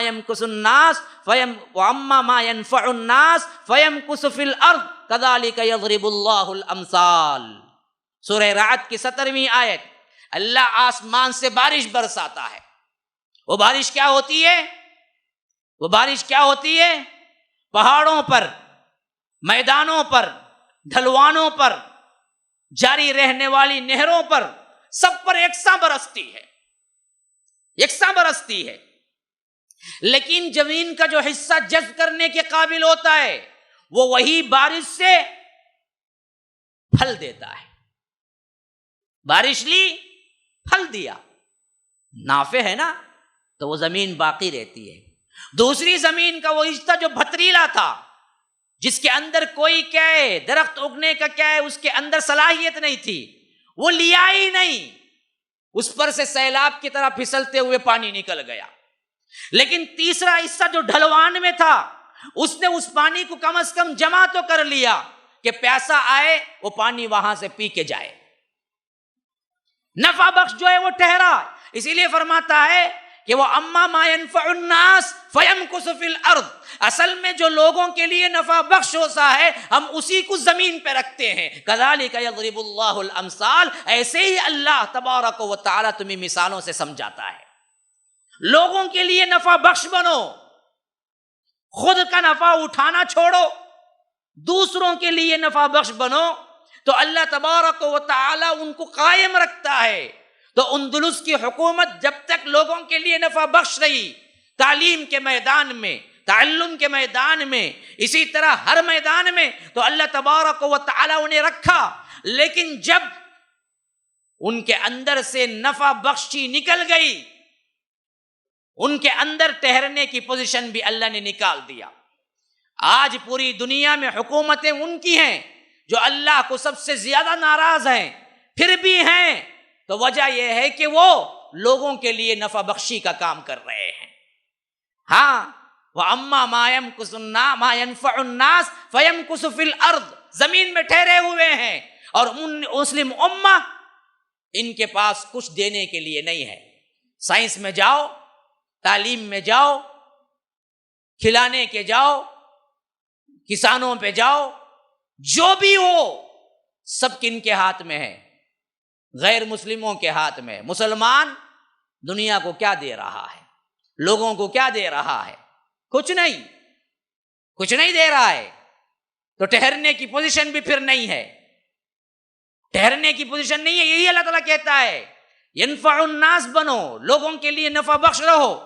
یہ تاریخ کی سب سے اہم دلیل ہے۔ اگر آپ کو بلند ہونا ہے، ترقی ہونا ہے، اللہ کی رحمت برسنا ہے، نفع بخش بنو، خواہ تمہارے اپنے ذاتی لحاظ سے ہی صحیح کہ تم سوچو کہ میرے ذات سے کتنوں کو نفع پہنچ سکتا ہے، منافع کراؤ، غریبوں کی امداد کے لیے کچھ کروں، مظلوموں کی امداد کے لیے کچھ کروں۔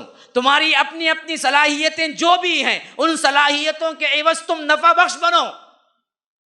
بڑی بڑی باتیں نہیں، اپنے آپ سے، اپنی ذات سے شروع کرو، کسی کو تکلیف نہ دو اور اس کے عوض کسی کو نفع دو۔ نفع، تمہارے سے چار لوگ اچھے بنیں، اچھے رہیں، خوش ہوں، یہ کرتوت اپناؤ تو پھر باقی رہ جانے والے لوگوں میں شامل ہو جاؤ گے۔ اور اندلس کی حکومت بھی 800 سال نفع بخش رہی تو اللہ تبارک و تعالی نے انہیں ہر حالت سے بچائے رکھا۔ بغاوتیں ہوتی رہی لیکن پھر بھی اللہ تبارک و تعالی نے وہاں پر اسلام کا پرچم اٹھائے رکھا۔ لیکن حالات تبدیل ہوتے گئے، عیاشی اور اس کے ساتھ ساتھ فرقہ پرستی اور اس کے ساتھ ساتھ جہالت اور اس کے ساتھ ساتھ کیا ہے، نفرتیں، یہ چیزیں پروان چڑھنے لگی۔ اور عیسائی دنیا نے دیکھا کہ اب وہ حالت ہے کہ اب یہ باقی رہنے والے نہیں، اگر ہم حملہ کر دیں تو اب یہ لوگ بچیں گے نہیں، کیونکہ ان کے اندر نفع بخش رہنے کا سامان جو تھا وہ دراصل جاتا رہا۔ اب ان کے اوپر کیا علی اعلان حملہ کرو۔ حملے شروع ہوئے اور مسلمان اس کو اپنے آپ سے بچا نہ سکے۔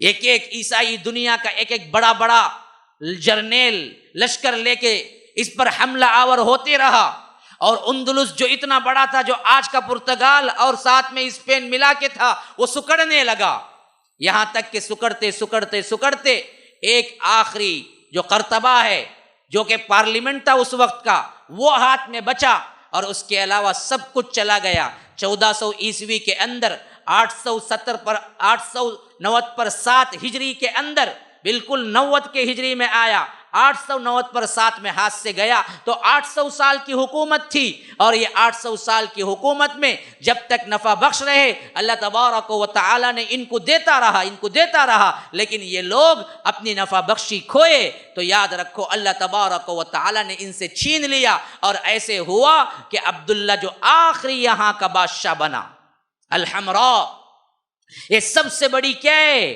پارلیمنٹ اور خوبصورت ترین عمارت تھی، محل تھا الحمراء، جس کی مثالیں پوری دنیا میں دی جاتی تھی، یہ الحمراء پہ تھا۔ تو عیسائی ان کے پاس آئے، دو ہی چارہ ہے، یا تو ہمارے سے مقابلہ کرنے کی ہمت ہے تو کرو، یا نہیں تو ہمیں لکھ کے دے جاؤ کہ تمہارے پاس اس کی سکت نہیں ہے۔ اور عبداللہ اتنا بزدل تھا اس وقت، آخری بادشاہ جو اندلس کا تھا عبداللہ الآخر، اس کے پاس ہمت نہیں تھی اس کو جواب دینے کی، اس نے ٹائم مانگا، اس نے کہا کہ ٹائم دو مجھے، میں تمہیں بتاؤں گا۔ تو عیسائی دروازے پہ کھڑے ہوئے تھے، ہاں، فریننڈ جو بادشاہ تھا، اس کی بیوی ازبیلا، دونوں ساتھ آئے ہوئے تھے، اور لشکر ایک کھڑا ہوا تھا دروازے کے باہر، اور ادھر قرطبی دنیا کے اندر، اندلس دنیا کے اندر وہ مسلمان جو 7000 کے لشکر تھے، 1,00,000 کا لشکر مقابلہ کر کے شکست کھا گیا، وہ مسلمان آج بھیک مانگ رہے تھے صلح کے لیے، وہ مسلمان آج صلح کے لیے بھیک مانگ رہے تھے۔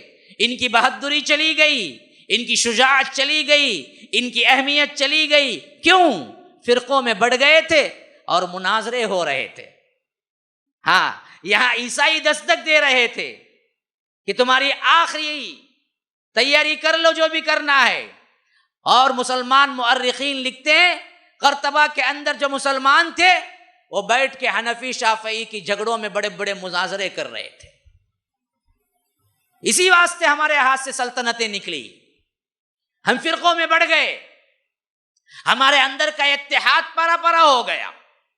وہاں ضرورت تھی جہاد کی، یہاں کفر کے فتوے جاری ہوتے تھے، یہاں بڑے بڑے اجتماعات ہوتے تھے، یہاں کیا ہے بڑے بڑے نعت خوان، بڑے بڑے کیا ہیں اشعار، بڑے بڑے کیا ہیں وہ چیزیں جو بالکل غیر ضروری ہیں، ان میں نوجوان ملوث تھے، کوئی گھوڑے بازی میں، کوئی گھڑ سواری میں، کوئی کیا ہے بٹیروں اور اسی طرح دوسرے جانوروں کو لڑوانے میں، اپنے اپنے مشاغل تھے مسلمانوں کے۔ ہوش کے ناخن اس وقت بھی لیتے تو ہو سکتا آج اندلس ہمارا ہوتا، لیکن تاریخ گواہ ہے کہ جب اندلس پر یہ بدبخت ترین بادشاہ جو کہ عیسائی تھا اور سیدھے حملہ آوروں کی فوج لے کے آ کے ٹہرا تھا دروازے پر، اس وقت اندلس کے مسلمانوں کے پاس وہ غیرت نہیں تھی جو طارق ابن زیاد کے لشکر کے 7000 لوگوں میں تھی۔ 800 سال کی حکومت تھی، لیکن مسئلہ یہاں پر یہ تھا کہ مالکی مذہب کے لوگ شافعی مذہب کے لوگوں کو مارتے تھے، شافعی مذہب کے لوگ مالکی مذہب کے لوگوں کو کیا ہے مارتے تھے، یہ صحیح ہیں وہ صحیح ہیں، بڑے بڑے مناظرے قائم ہوتے تھے، اور دن بھر لڑائی چلتی تھی، کبھی کبھی قتل بھی ہو جاتا تھا کسی کا۔ پھر دوسرا سب سے بڑا جھگڑا تھا، وہ معاملہ تھا اپنے اپنے کھیلوں کا، جو کہ اس وقت کے ضرورت کے لحاظ سے بالکل بیکار تھے، کیونکہ مسلمانوں کے لیے وہاں پر جان پر بنی ہوئی تھی، لیکن یہ کھیل میں اپنے لحاظ سے لوگ کیا کر رہے ہیں کہ یہ کھیل بہتر ہے یا وہ کھیل بہتر ہے، یا کون سے کھیل میں کون جیتا کون نہیں جیتا۔ مسلمانوں کے نوجوانوں کا مشغلہ کیا تھا؟ بٹیروں کو لڑوانا، مسلمانوں کے نوجوانوں کا مشغلہ کیا تھا؟ بڑی بڑی کیا ہیں اشعار کی محفلیں قائم کرنا. مسلمانوں کے مشغلے کیا تھے؟ نوجوانوں کے گھوڑ سواری کے لحاظ سے کیا ہے بڑے بڑے مقابلے رکھنا. بادشاہوں کے لحاظ سے کیا ہے رقص و سرور کی محفلیں قائم کرنا. رات رات بھر ان کے محلات میں لائیو، جیسا کہ یہاں کیا ہے اب تو لائیو تم کیا ہے اپنے ٹی وی میں اپنے موبائل میں دیکھ لیتے ہو، وہ لائیو زندہ میں رقاصائیں آتی تھی، ناچنے والیاں آتی تھی، پھر اس کے لیے دربار سجتا تھا، پھر اس کے بعد کیا ہے مے کا دور چلتا تھا، شراب کا دور چلتا تھا، پھر تھرکنے والیاں تھرکتی تھی، پھر بادشاہ خوش ہو کے کسی کو جاگیر لکھ کے دیتا تھا، بادشاہ خوش ہو کے کسی کو کیا ہے انعام و اکرام سے نوازتا تھا، بادشاہ خوش ہو کے کسی کو کیا ہے سونے کے ٹکڑوں میں تولتا تھا. اور یہ چیزیں علل اعلان جتنے اس وقت کے میوزک کے بڑے بڑے لوگ تھے اندلس آنے لگے. کیوں؟ بادشاہ ان کو بے انتہا نوازتا تھا. جہاں پر اللہ تبارک و تعالی کے کلام کا بول بالا تھا، جہاں پر فجر کی بات کی اذانوں کے بعد نمازوں کی آوازیں تھی، نماز کے بعد تلاوت کلام اللہ کے گھروں سے آوازیں آتی تھی، بات بدل گئی تھی. وہاں سے کیا ہے تھرکنے والیوں کی آوازیں آتی تھی. تو وہ دور بالکل انتہا کو پہنچا جہاں رب العالمین ایسے لوگوں کو نیست و نابود کر دیتا ہے. وَأَمَّا مَا يَنْفَعُ النَّاسَ فَيَمْكُثُ فِي الْأَرْضِ. لوگوں کو نفع بخش ہو تب تک ہم اس کو رکھتے ہیں. نفع بخشی نکل گئی، تم ایک بے ضرر ہو گئے، بیکار ہو گئے، تم رہنے سے نہ رہنے سے کوئی فرق نہیں پڑتا دنیا والوں کو، تو اللہ بھی نکال دیتا ہے. یہی حالت ناکارہ ہو کے ہم رہ گئے. آج کی حالت کو غور کرو مسلمانوں، ہمارا نوجوان طبقہ کہاں جا رہا ہے؟ ہمارے ادڑ عمر کا طبقہ کہاں جا رہا ہے؟ حتیٰ کہ ہمارے بڑے بوڑھوں کا طبقہ کہاں جا رہا ہے؟ ہماری لڑکیوں کا طبقہ کہاں جا رہا ہے؟ ہماری عورتوں کا طبقہ کہاں جا رہا ہے؟ کہاں اسلام ہے؟ کہاں تلاوت ہے؟ کہاں نماز ہے؟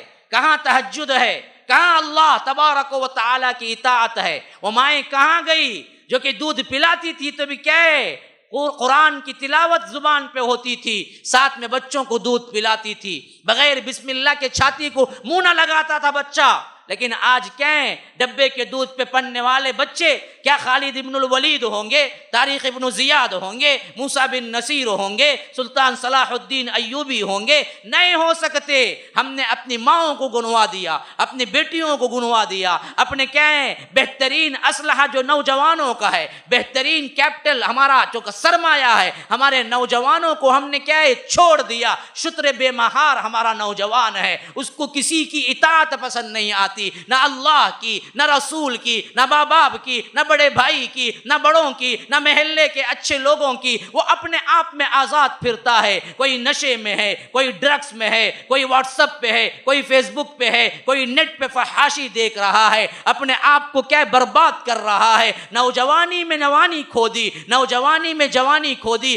ایسے معاملات ہیں کہ ہر کس و ناکس محبت لو گویا کہ پوری زندگی صرف یہی ہے، اس کے علاوہ کچھ نہیں ہے. کالجوں کے اندر پامال ہو رہے ہیں لڑکیاں، کالجوں کے اندر لڑکے نہیں لڑکیاں بھی پامال ہو رہی ہیں. گھروں کے اندر ماں باپ خود سکھاتے ہیں فحاشی، گھروں کے اندر ماں باپ خود سکھاتے ہیں عریانی. تم ایسے ڈریس پہن کے جاؤ، تم ایسے پہن کے جاؤ، تم ایسے پہن کے جاؤ، لوگ تمہیں دیکھیں، لوگ تمہیں پسند کر لیں. یہ جہیز کی لعنت سے چھٹ جائے اور بچی کو کوئی لے اڑے تو لے اڑے. ہمارے پاس پیسہ نہیں ہے شادی کر کے دینے کے لیے. مزاج تبدیل ہو گیا، معاشرہ تبدیل ہو گیا، ہماری معاشرت تبدیل ہو گئی، ہماری اٹھک بیٹھک تبدیل ہو گئی. اللہ کے نام کو ہم نے بھلا دیا، رسول اللہ کی سنتوں کو ہم نے بھلا دیا، حجاب باپردگی کو ہم نے بھلا دیا، بے حجابی کو ہم نے عام کر لیا. پھر تو اللہ نے دیکھا کہ یہ تو بالکل ناکارہ ہو گئے، نہ خود کو نفع دے سکتے ہیں، نہ دوسروں کو کوئی نفع دے سکتے ہیں. یہ تو وہ ہو گئے اس طرح ہمارے جسم کے اندر کوئی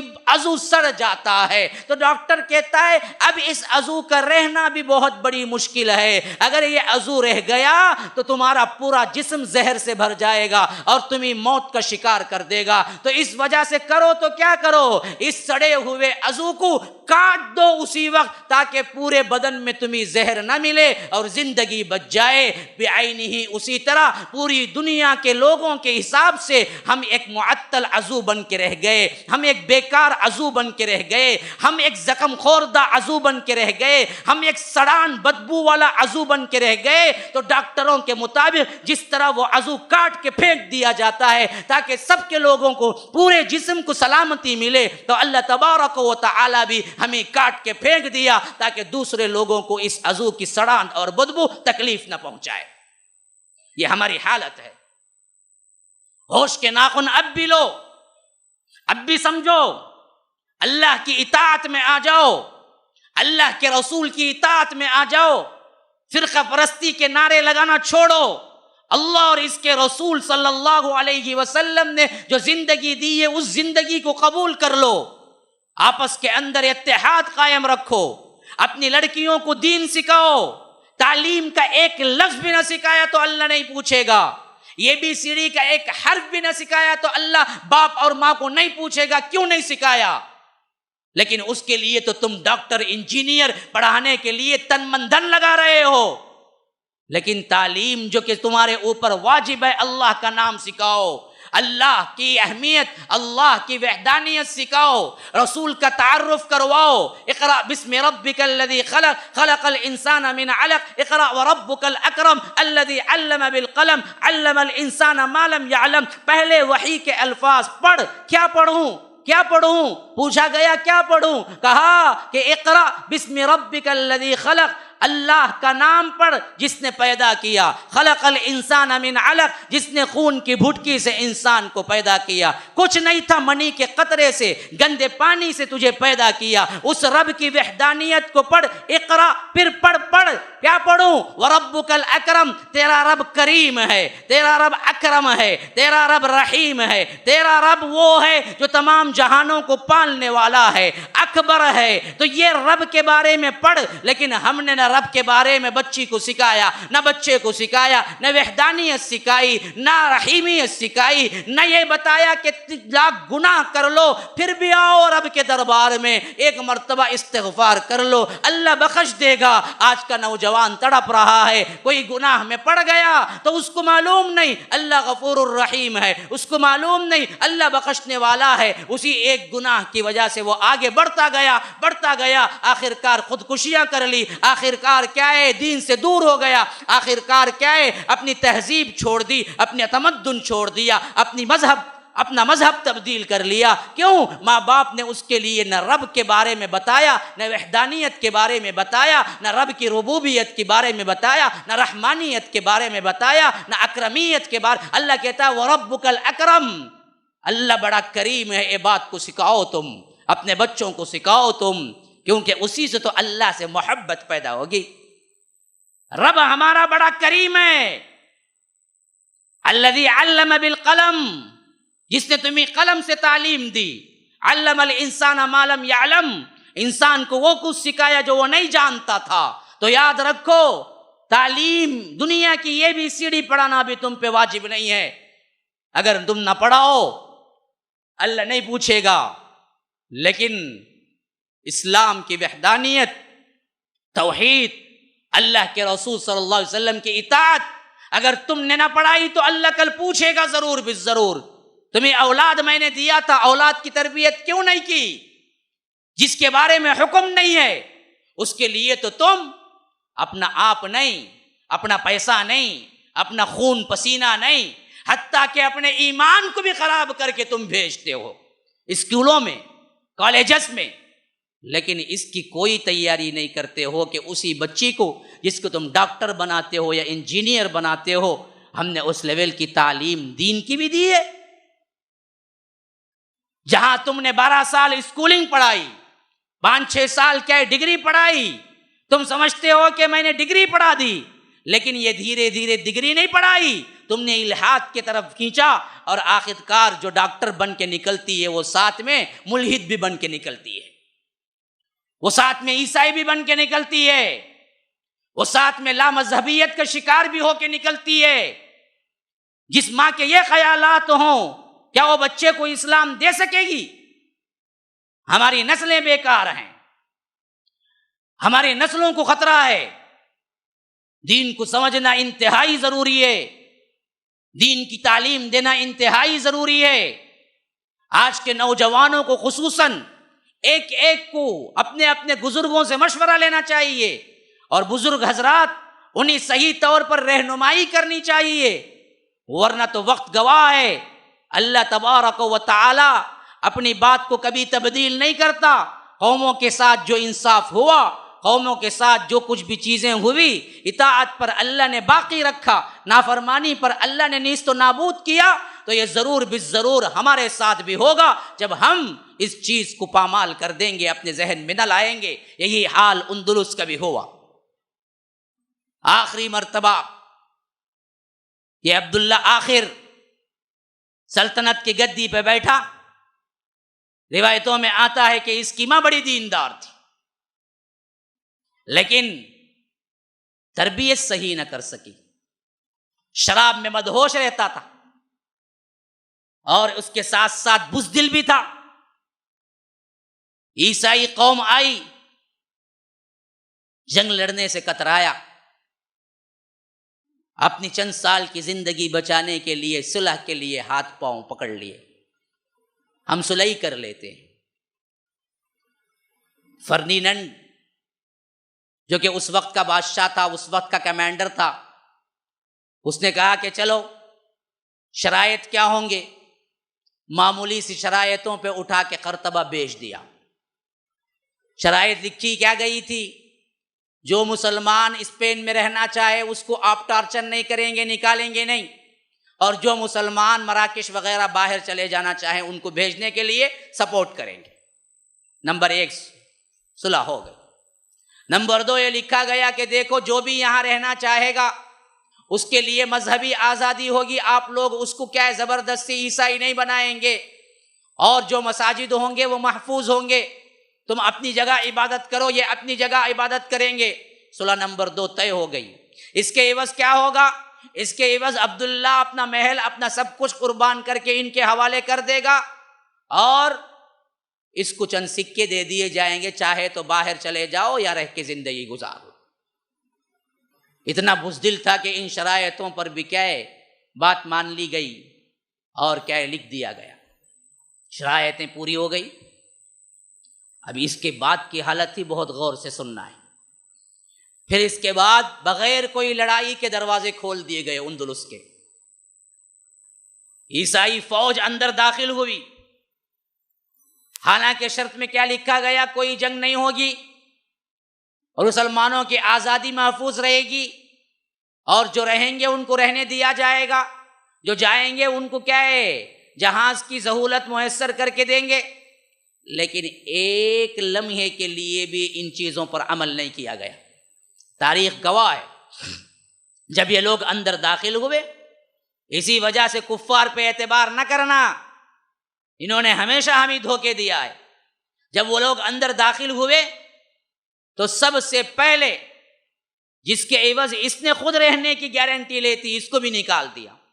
عبداللہ تو اپنا سب کچھ چھوڑ کے بھاگا مراکش کی طرف، اور اس کے پتہ بھی نہیں کہ وہ کہاں گزارا، کیسے مرا، حالانکہ سب سے بڑا بادشاہ کی حیثیت سے اندلس میں آیا تھا، اور خاندان کے لوگوں کو تک بھی نہیں چھوڑا، اور قتل عام کا حکم دیا گیا کہ کوئی بھی پوچھ تاچھ کے بغیر ملٹری فورس جو ہے وہ جس کو چاہے مارے، اس پر کوئی کارروائی نہیں ہوگی۔ 3 دن قتل عام کیا گیا، حتیٰ کہ خون اتنا بہا کہ قرطبہ کے اندر گھوڑے چل نہیں سکتے تھے، پھسل جاتے تھے خون کے، مسلمانوں کے خون کی وجہ سے۔ ہاں، باقاعدہ طور پر اگریمنٹ کر کے دی گئی چیز یہ حالت تھی، اور مسلمان پناہ گاہوں میں حتیٰ کہ تہخانوں میں اپنے اندر کو چھپا کے چند بچے، بقیہ یا تو نیست و نابود کر دیے گئے یا نہیں تو شہر بدر ہو کے بھاگ نکلے۔ لیکن یاد رکھو 90 سال تک ان لوگوں کے اوپر عیسائیت کی چکی پستی رہی، 1-2 سال نہیں، پستی رہی۔ جہاں کہیں بھی کوئی ہوتا، جہاں کہیں بھی کوئی مسلمان تہخانے میں زندگی 1 سال گزارا، 2 سال گزارا، لیکن گزارتے گزارتے پریشان ہو گیا، کچھ کھانے کے لیے پینے کے لیے نکلنا ہی پڑا، اور جیسے ہی باہر نکلا شہر کی گلی میں کسی ملٹری کے ہاتھ لگا، اور معلوم ہو گیا کہ وہ وہی مسلمان ہے جو فتح کے وقت تھا، آج چھپا ہوا تھا، تو اس کو اذیت دے کے مارتے تھے، مارتے نہیں تھے، کہ مرنے کا لفظ بہت ہی کم ہے، وہ لوگ مارتے نہیں تھے۔ روایتوں میں آتا ہے کہ ان لوگوں کو زندہ کھڑوا کے جلد کو تراشا جاتا تھا، نکلوایا، حالانکہ ہماری جلد نہیں نکلتی بکرے کی طرح، ہمارے لیے کھال کا لفظ اسی وجہ سے استعمال نہیں ہوتا، کھال اصل میں ہمیں نہیں ہے، ہمیں جلد ہے، جس طرح بکرے کی کھال نکل جاتی ہے اس طرح ہماری جلد نہیں نکل سکتی، یہ گوشت کے ساتھ اٹیچ ہے، لیکن بدبختوں نے ایسے آلات بنائے تھے کہ زندہ کھڑا کر کے ہماری جلدوں کو کیا ہے الگ نکالا جاتا تھا، یہاں تک کہ وہ زندہ ہی رہتا تھا، اور اس کے بعد اس پر مرچ اور نمک چھڑکتے تھے اور ہنستے تھے، ایک کو تہخانوں میں ڈال کے کئی سال اذیتیں دیتے تھے، اور اذیت دینے کا طریقہ یہ ہوتا تھا کہ سب سے زیادہ اذیت پہنچے اور مسلمان مرے بھی نہ، کیونکہ ایسی اذیت بھی نہیں ہونی چاہیے فوراً مر جائے، بلکہ اذیت بھی ہوتی رہے اور یہ مرے بھی نہیں۔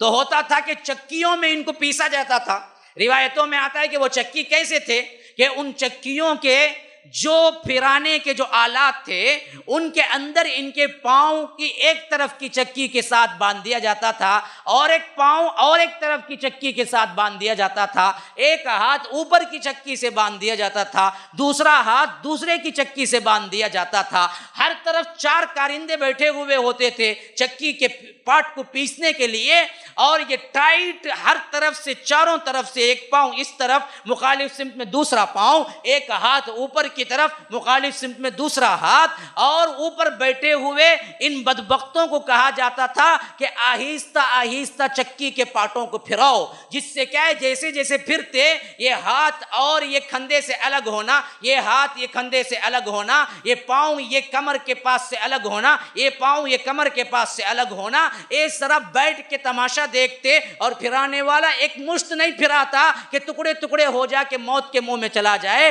بلکہ آہستہ پھراتا جس میں کیا ہے ہڈی تڑکنے کی آواز آتی، تو پھر اس کے بعد کھول کے چھوڑ دیا جاتا کچھ دن کے لیے، تاکہ پھر دوسری مرتبہ اس پہ آزمائے۔ یہ کہاں ہو رہا تھا؟ وہاں جہاں مسلمان 800 سال حکومت کیے تھے۔ کہاں ہو رہا تھا؟ وہاں جہاں پر معاہدہ ہو کے لوگ آئے تھے۔ کہاں ہو رہا تھا؟ وہاں جہاں آخری بادشاہ نے کہا تھا کہ ان کو مذہب کی آزادی ملے گی، ان کو رہنے کے لیے مکان ملے گا، لیکن کوئی چیز، کوئی ایک بات کی بھی انہوں نے کیا نہیں کی، وعدہ وفائی نہیں کی، اور وہ سلوک کیا کہ خود باقاعدہ طور پر انگریز مؤرخین بھی سر جھکانے کے لیے تیار ہو گئے کہ ہاں ہمارے آبا و اجداد نے جو کیا وہ انسانیت سے بھی گرا ہوا کام کیا۔ پھر اس طرح جب مارا جاتا اور مارنے کے بعد دفن کیا جاتا، مسلمانوں کو دہکانے کے لیے، دھمکانے کے لیے، ڈرانے کے لیے ان مردہ میتوں کو ان کے قبروں سے نکالا جاتا، پھر کیا ہے جلایا جاتا۔ ایسے کئی سو ایسے ہیں جن کو دفنانے کے بعد میتوں کو اٹھا کے جلایا گیا اندلس کے اندر، اور ہر دن دھمکانے اور دہشت میں کرنے کے لیے یہ کام علل اعلان کیا جاتا تھا۔ پھر اس کے بعد ایک اور بات بتاؤں تمہیں، اب بعض مسلمانوں نے ان کی اذیتوں سے تنگ آ کر عیسائیت قبول کر لی۔ کیا کریں گے؟ دن رات اذیتیں، اب مسلمان جا بھی نہیں سکتے، جانے کی جو آزادی ملی تھی وہ بھی بند، اب کوئی باہر بھی نہیں نکل سکتا۔ تو اب پھر مسئلہ کیا ہوا؟ مسئلہ یہ ہوا کہ ان کو کیا کرو، یہ بات کرو کہ تمہیں جینا ہے عیسائی بنو۔ اب مسلمانوں نے دیکھا کہ حالت بہت خراب ہو رہی ہے، تو آخر کار عیسائی بنے۔ عیسائی بن کے کئی سال لگ گئے، ان لوگوں کے بچے بھی ہو گئے۔ پھر ایک بار کیا ہے ہم تشویش کر رہے ہیں، اچانک لاگو ہوتی قانون، ہم آج کیا ہیں پھر ہم تشویش کر رہے ہیں کہ اندر تمہارے اندر مسلمانیت باقی ہے یا نہیں۔ جو مسلمانیت چھوڑ کے عیسائیت ہو کے ثابت بھی کر دیا کہ ہم عیسائی ہیں، ان لوگوں پر پھر ایک چکی چلائی گئی۔ یہ کیسے ہوتا؟ 5 سال میں، 10 سال میں ایک بار پھر یہ چیز ہوتی کہ اب ہمیں کیا کرنا ہے، ان کی اصل عیسائیت ہے یا نہیں ہے چیکنگ کرنی ہے. تو کیا کرنا ہے جی، لاؤ انہوں پھر کیا ہے قید خانوں کے اندر. اب وہ بولتے کہ نہیں بھائی ہم عیسائی ہو گئے ہیں، سچے دل سے عیسائی ہو گئے. وہ بولتا کہ نہیں تو باہر عیسائی اندر اب بھی تو مسلم ہے، کھا مار اب کھا مار، اب بتا. اب بیچارہ بتایا تو کیا بتایا، وہ کہتا ہے کہ میں عیسائی ہوں، لیکن گورنمنٹ اور عیسائی دنیا کہتی ہے کہ ہمیں تجھ پہ اعتبار نہیں، تم مسلمان عیسائی نہیں بنتے. تو دراصل کیا ہے، ہمیں چکما دے رہا ہے، دھوکہ دے رہا ہے. اب تیرے اوپر ہم کرپشن بھی لگائیں گے ساتھ میں، تو نے ہمیں دھوکہ دیا. ایک تو کیا ہے، تو مسلمانیت سے عیسائیت جو بنا وہ تو ہم مانتے ہی نہیں، الٹا اب تو دھوکہ دیا 5 سال تک ہماری دنیا میں رہ کر کہ میں عیسائی ہوں. اب اس پر چارج بھی لگا، پھر ان کے بچوں کو ان کے سامنے قتل کرواؤ، مارو. پھر اس آدمی کو ایسی اذیت دو کہ جو کچھ بھی جتنے بنے ہیں وہ سب کچھ پروف کرنے کے لیے پہلے ہی آ کے کھڑے ہو جائیں، یا تو اللہ کو گالی دیں، یا تو عیسیٰ کی قسم کھائیں، یا سلیب کو اٹھا کے لگوا لیں، یا آ کر سلیبی کو کیا ہے سامنے سجدہ کریں. ایسے حرکات کرنے پہ مجبور کر دیا تو مسلمان چکی کے 2 پارٹوں کی طرح پس گئے. جو مسلمان اپنی مسلمانیت چھوڑ کے عیسائی بنے ان کو بھی چین نہیں ہوا، ان کو بھی چین نہیں ہوا. وہ چاہتے تھے کہ یہ عیسائی بن بھی جائیں تب بھی ان کو نہ چھوڑو، کوئی بھی نسلی مسلمان باقی نہ رہے، خواہ وہ عیسائی ہی کیوں نہ بن جائے. یاد رکھو یہ حالات تھے. حالات جب آتے ہیں تو یاد رکھو ایسے ایسے معاملات ہوتے ہیں. پھر ان کے اوپر تشویش کے نام پہ ایسی ایسی اذیتیں دی گئی کہ ان کے نسلوں کو تباہ کر دیا گیا. اور یہاں کے مسجدوں کو جو کہ مکمل آزادی کی اگریمنٹ ہوئی تھی، شراب خانوں میں تبدیل کر دیا گیا، اور خاص کر گھوڑے رکھنے کی جگہوں میں تبدیل کر دیا گیا. ان کی لید، ان کی غلاظت مسجدوں کے اندر ہوتا کہ اور مسلمانوں کو اور زیادہ دکھ پہنچے. اس طرح ایک ایک مسلمان کو مار کے کیا ہے اندلس سے نکالا گیا، ان کی نسلوں کو تباہ کیا گیا، انہیں قتل کیا گیا. یہاں تک کہ آنے والے ادوار میں 1400 سے لے کر 1800 تک کے اندر جو مظالم ڈھائے گئے، ایسے حالات پیدا ہو گئے مسلمانوں کا ایک گھرانہ بھی باقی نہ رہا، پورا سسٹم تبدیل کر دیا گیا. یا تو وہی بچے جو اپنی مسلمانیت کھو کے غلام بن گئے تھے، ان کو پتہ بھی نہیں تھا، اور بقیہ سب کچھ پوری سلطنت جو کہ عروج پہ تھی، ہیرے جواہرات زمرد یاقوت خزانوں سے بھری پڑی تھی، وہ سب کا سب ان کے حوالے ہوا. اور ان لوگوں نے اس میں سب سے بڑا تیسرا کردار جو ادا کیا وہ یہ تھا کہ ہمارے علم کو پامال کیا. انہوں نے کیسے کیسے دشمنیاں نکالی دیکھیے. علم کو وہاں کی مکتبات جو تھی، لائبریریز، دنیا کے مشہور ترین لائبریریوں میں سے تھی. ایسی ایسی نایاب کتابیں تھی جو پوری دنیا کے پاس نہیں تھی. ایک ایک کتاب کی قیمت ایک ایک ملک کے برابر تھی. بدبختوں نے ایسی کتابوں کو دریا کے اندر پھینک کے پورے دریا کو سیاہ کر ڈالا، اور جو قیمتی کتابیں علم و فنون پہ تھی ان قیمتی کتابوں کو اپنے طور پر اپنے اپنے لائبریریوں میں بھیج کر نام تبدیل کر کے رکھوا دیے گئے. آج جتنے نام ہیں وہ سب انگلش نام ہے، تو لوگ سمجھتے ہیں سائنس کی ترقی میں کیا ہے انگریزوں کا ہاتھ ہے، حالانکہ وہ انگلش نام ہیں، سب کے سب عربی نام ہیں. اور یہ لوگ بدبختوں نے اسی وقت نکال کے ان ناموں کو ایڈ کیا اور وہاں پر انگلش تلفظ کو بدلایا، ورنہ تو علوم فنون کے جتنے بھی ایجاد کردہ تھے وہ اندلس کے تھے، اور اندلس میں سب کے سب مسلمان تھے. الجبر والمقابلہ، اس کو الجبرا کر دیا. جو خوارزمی تھا، جو اس کا سائنسدان تھا، اسی طرح کیا ہے سب سے پہلے فلائٹ کا خاکہ دینے والا وہ بھی اندلس کے تھے. ان کا نام ہٹا کے کیا ہے آج کا جو فلائٹ کو بنانے والے 2 اشخاص تھے ان کے نام سے لگا دیا. سب سے پہلا قرطبہ کے اندر ہی سب سے پہلا سائنسدان کوشش کیا، وہ مسلمان تھا. اس نے پرندے کے اڑتے ہوئے پروں کو دیکھ کر یہ آئیڈیا لیا کہ یہ لوگ فضا میں اپنے آپ کو کس طرح قائم رکھتے ہیں. پھر اسی کا سب سے پہلے آئیڈیا تھا کہ انسان کو اگر اڑنا ہے تو پروں کی سب سے بڑی ضرورت ہے. پھر اسی نے کیا ہے باریک سے پٹیوں کے ساتھ اپنے آپ کے اوپر ایک ایسا جال بنایا جو کہ ہاتھوں کے حرکت سے وہ اوپر نیچے ہوتا تھا, اور یہ مصنوعی پرد لگا کے تقریباً 15 منٹ تک فضائی سفر کیا. وہ اترنے کے لیے دم لگانا بھول گیا تھا, یعنی اس وقت اسے آئیڈیا نہیں آیا, جس کے واسطے وہ گر کے کیا ہے بعد میں مرا. وہ سائنسدان اسی تجربے میں مرا, اور تجربہ ہمارا تھا اور ہم نے کیا تھا پہلے تجربہ اس کا, اور وہ پرندے کو دیکھ کے آیا تھا. آج تک بھی اسی فلسفہ اور وہی اصولوں پر فلائٹ بعد میں بنائی گئی.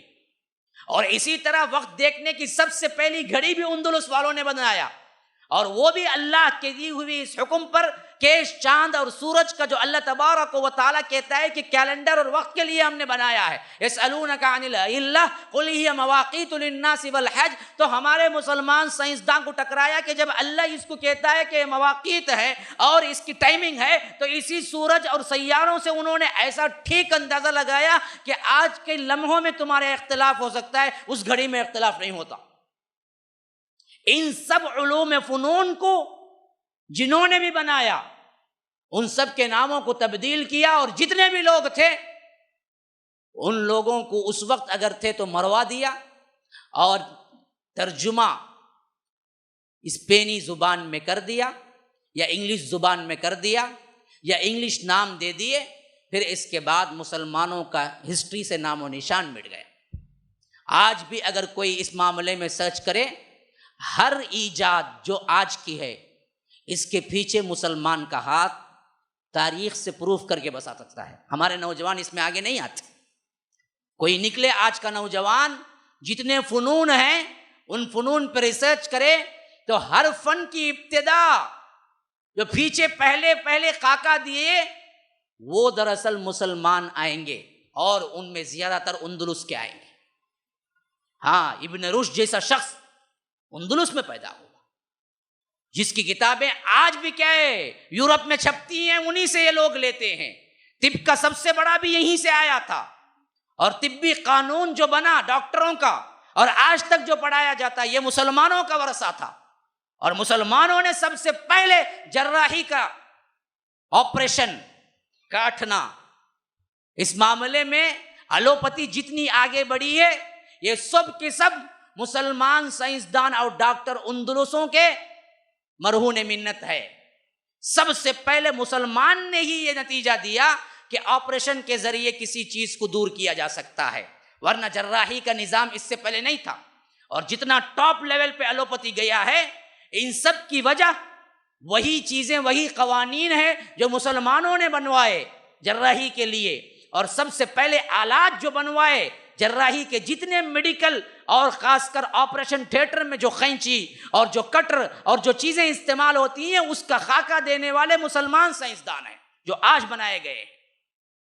اس وقت ان لوگوں نے اسے میٹل سے بنایا یا لوہے سے بنایا. جراحی میں سب سے پہلے اصول بنانے والے یہی ہیں. بس ان کو سب سے بڑی پریشانی یہ تھی کہ انستھیسیا کا مسئلہ تھا, بے ہوش کیسا کرے, کیونکہ بے ہوشی کے بغیر جراحی ممکن نہیں تھی. اور کئی مریض ایسے تھے جو خطرناک جراحی کے دوران مر جاتے تھے. کیوں؟ ہوش میں ہوتے تھے. اور سب سے پہلے انستھیسیا کی دوا کو فائنڈ کرنے والا بھی اندلسی ہے, اور وہ بھی سائنسدان ہے, اور وہ بھی مسلمان ہے. جب یہ دوا ہاتھ لگی تو پھر بڑے بڑے آپریشن ہونے لگے. لیکن اس معاملے میں سب سے پہلے انستھیسیا جب آیا اس وقت معلوم نہیں ہوتا تھا کہ وہ ہوش میں کب آئے گا. یہ سب سے بڑی مسئلہ تھا. آج کی ترقی میں اتنا تو آ گیا ہے کہ کتنے منٹ کا دیا جائے اور کتنے منٹ بعد اسے ہوش آ جائے, بلکہ بے ہوش نہ کر کے صرف سن کر کے آپریشن کرنے کی بھی انستھیسیا آ چکی ہے. اور اس زمانے میں یہ دونوں چیزیں نہیں تھی جس سے اطباء کو پریشانی ہوتی تھی. یہ سب کچھ ہم مسلمانوں نے دیا, لیکن ہمارے کرتوت یہ رہے کہ ہم غافل زندگی گزارے. اللہ تبارک و تعالیٰ کی مار پڑی تو جو کچھ ہمارا سرمایہ تھا وہ سب لوٹ کے لے گئے. نہ ہم کو معلوم ہے, نہ ہمارے بچوں کو معلوم ہے, نہ ہمارے بچیوں کو معلوم. تاریخ پڑھواؤ مسلمانوں, تاریخ پڑھواؤ. کوئی ایسا کارنامہ کر جاؤ جو امت کے لیے نفع بخش ہو. اپنے بچوں کو لگاؤ، اپنے بچیوں کو لگاؤ انٹرنیٹ، فیس بک، فلاں فلاں، اس میں ضائع کرنے کے بجائے وہی انٹرنیٹ، وہی گوگل سے کیا ہے، سرچ کرو، ریسرچ کرو، مسلمانوں کی کھوئی ہوئی داستان اور شان کو واپس لوٹانے کی کوشش کرو۔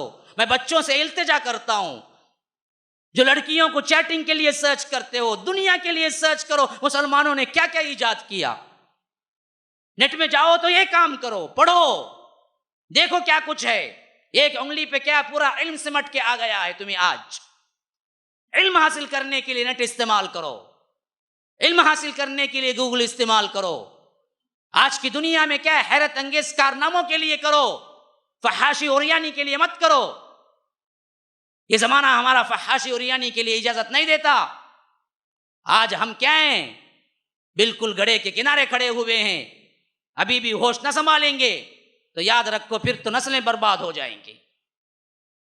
تو یہ چیز میں نے آپ لوگوں کے سامنے جو رکھی، تقریباً 2 گھنٹے کے قریب آپ لوگوں کو خاکہ دیا، اس کا میسیج ایک ہی ہے، چند لمحوں کے اندر میں دینا چاہتا ہوں۔ مسلمانوں، جو قوم اپنے آپ کو بھلا دیتی ہے، تاریخ اس کو بھلا دیتی ہے۔ اپنے آپ کو پہچانو، ہم کون تھے، کیا تھے، اس کو اپنے ذہنوں میں بٹھاؤ، اللہ اور اس کے رسول کی اطاعت میں آؤ، ایک بنو، نیک بنو، اور امت کو فائدہ پہنچانے کے کاموں میں لگ جاؤ، خواہ وہ تمہاری کیسی صلاحیت ہے اسی کے عوض۔ کسی کو پڑھنا آتا ہے تو ایک کوئی اچھی ریسرچ کتاب لکھ دو، کسی کو کوئی اور صلاحیت ہے اسی میں کر دو، نفع بخش کام کرو۔ یہ نفع بخشی ایسی ہے کہ اللہ بربادی سے بچا دیتا ہے، لیکن تم ناکارہ ہو جاؤ گے تو پھر اندلس میں جس طرح مسلمانوں کا نام و نشان مٹا دیا گیا، ویسے دنیا سے نام و نشان مٹ جائے گا۔ اللہ محفوظ رکھے۔ اللہ تبارک و تعالی ہم سب کو سمجھ اور اس کے علم اور اس کے قرآن اور حدیث کو عمل پر، اس کے قرآن اور حدیث پر عمل کر کے سمجھ کر اس پر عمل کرنے کی توفیق عطا فرمائے۔ اللہ تبارک و تعالی جو کچھ سنا ہے اس پر عمل کرنے کی توفیق عطا فرمائے۔ آج کے دور حاضر میں اصل کام کیا ہے، ہدایت یافتہ کیا ہے اور صراط مستقیم کس پہ ہے، اس کی رہنمائی بھی فرمائے اور اس پر قائم و دائم بھی رکھے۔ ھذا وباللہ التوفیق وصلی اللہ وسلم علی نبینا محمد۔ اسأل اللہ لی ولکم ولسائر المسلمین من کل ذنب فاستغفروه انہ هو الغفور الرحیم۔